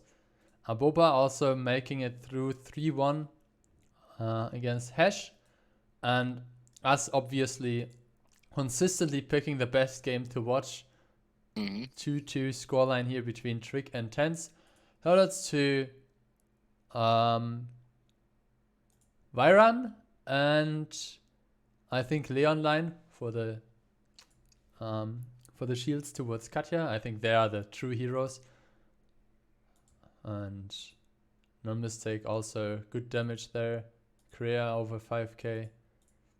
I guess we are gonna head towards a short break, and when we are back, we'll bring you the tiebreaker that is gonna happen on Ensk in between Tents and Trick. Exactly. And I hope that neither of the team will bring a Type 5 again to just put sideways and die in the corner. I mean, I hope they also don't bring an E100. Both did that already, and both failed doing so. So right. So see you in a few minutes.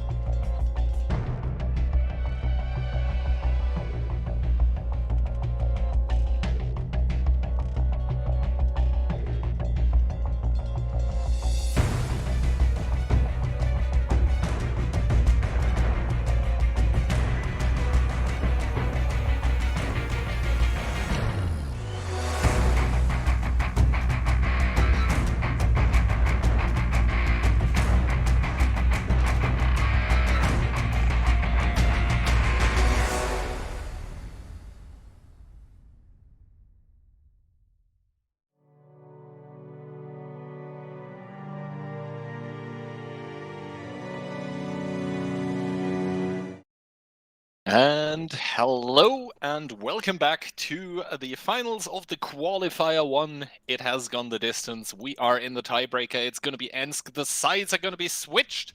And I can tell you already about our sponsor, World of Tanks. Anyway, lineups. 4 E3s, 1 Chieftain, and the rest is 279s for the side of Tents. And Trick are bringing 3 E3s, 1 Chief, 1 BK72, and the rest 279s as well to the equation.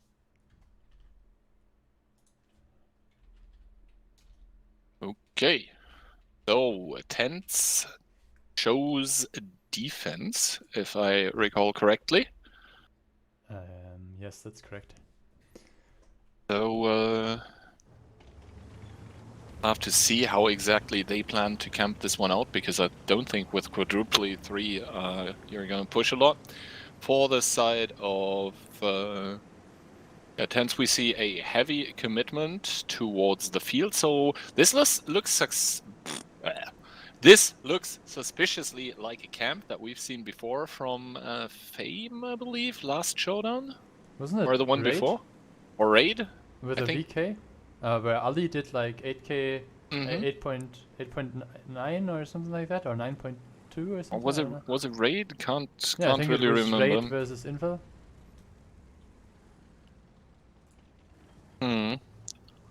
Okay, so yeah, as you can see, Trick having 40,000 HP, a lot of those HP boosted tanks. I think everyone in their team is actually HP boosted. Some of them have even the purple HP boost. Baron now pushing through the rail immediately forwards, trying to get some side shots here, but not realizing that with 2 walls there he will not be able to shoot through all of them. Also, he only has 1 AP shell, so the heat will not make it through the fence.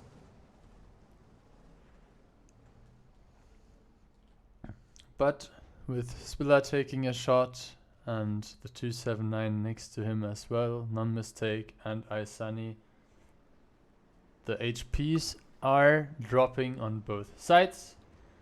Yeah, and The Leechbear push needs to be is careful, coming down in to now. 600 HP in his E3 here. One more shot by an E3 could basically kill him. He basically plus 1 shot because of this, but yeah, push is coming over the green here, over the 0 line. Aisani and Samu both are getting kind of focused right now. Same goes for Mahechke here. And I think the double 279 is actually going to make it towards PP. So now the E3s, they will have to make some support and cover fire for PP, who didn't destroy the houses. So the 279s, namely Umut and Jagi, are going to be able to stay safe. And I mean, in the meantime, the cap circle is obviously running. 11 seconds left, and Christian Horner might get hit here between the tracks exactly. So 21 seconds left. Tens has the HP advantage now, but over pushing onto Zenfcon immediately takes out another gun, and now it's on them to decide if they can take the time to just completely clear the southern area. So many one-shots here. Leechbear on 600, Katya on only 41 HP. The cap circle is still running with 3 tanks in the cap. Now some Rex can be used as well as additional cover. And if they're able to clean up Alexandros and Katya, the decaps will be a clear issue. Exactly, decaps coming in now, and that is probably going to secure it here for the side of Tens, who are up 6k HP currently. NK still trying to do what he can against Alexandros in the E3, but he's getting flanked by Leon Line, and now Baron is driving in to provide some resets. Shoots below the train wagon, does hit the tracks of one of the capping tanks, bringing the cap timer back up to 18 seconds once again. And Phil, I think with the reinforcements swarming in from the north, that has been entirely cleared by the side of Tens. We are looking at our 3rd participant in group stage qualifying today. It's going to be the German team of Tens that are going to join Copium and was it Pure? Yeah, Pure Aboba. Yeah, so we have 5 teams in total then, together with obviously the 2 pre-qualified teams of Raid and Invil. Good stuff here coming from Tens. I really like this aggressive approach. Maybe not super clean, but in the end you have 8k HP left and only dropped 6 tanks. So I guess you did well and you deserve that victory. So, I guess they are going to be joining the pre-qualified teams of Ainville and Raid in the group stage. So once again, congrats to the 3 teams that made it through today. On Saturday, we are going to confirm the last 3 group stage participants, and the group stage itself, it's then gonna take place on Sunday. And the weekend after, we'll have the playoffs that are going to be streamed on the official channel. We'll have drops with a never seen before camo. So yeah, hopefully you will be there for all of those events. And with that being said, I wish you all a wonderful Wednesday evening. And I guess the last word to you, Phil. Yep, see you on Saturday.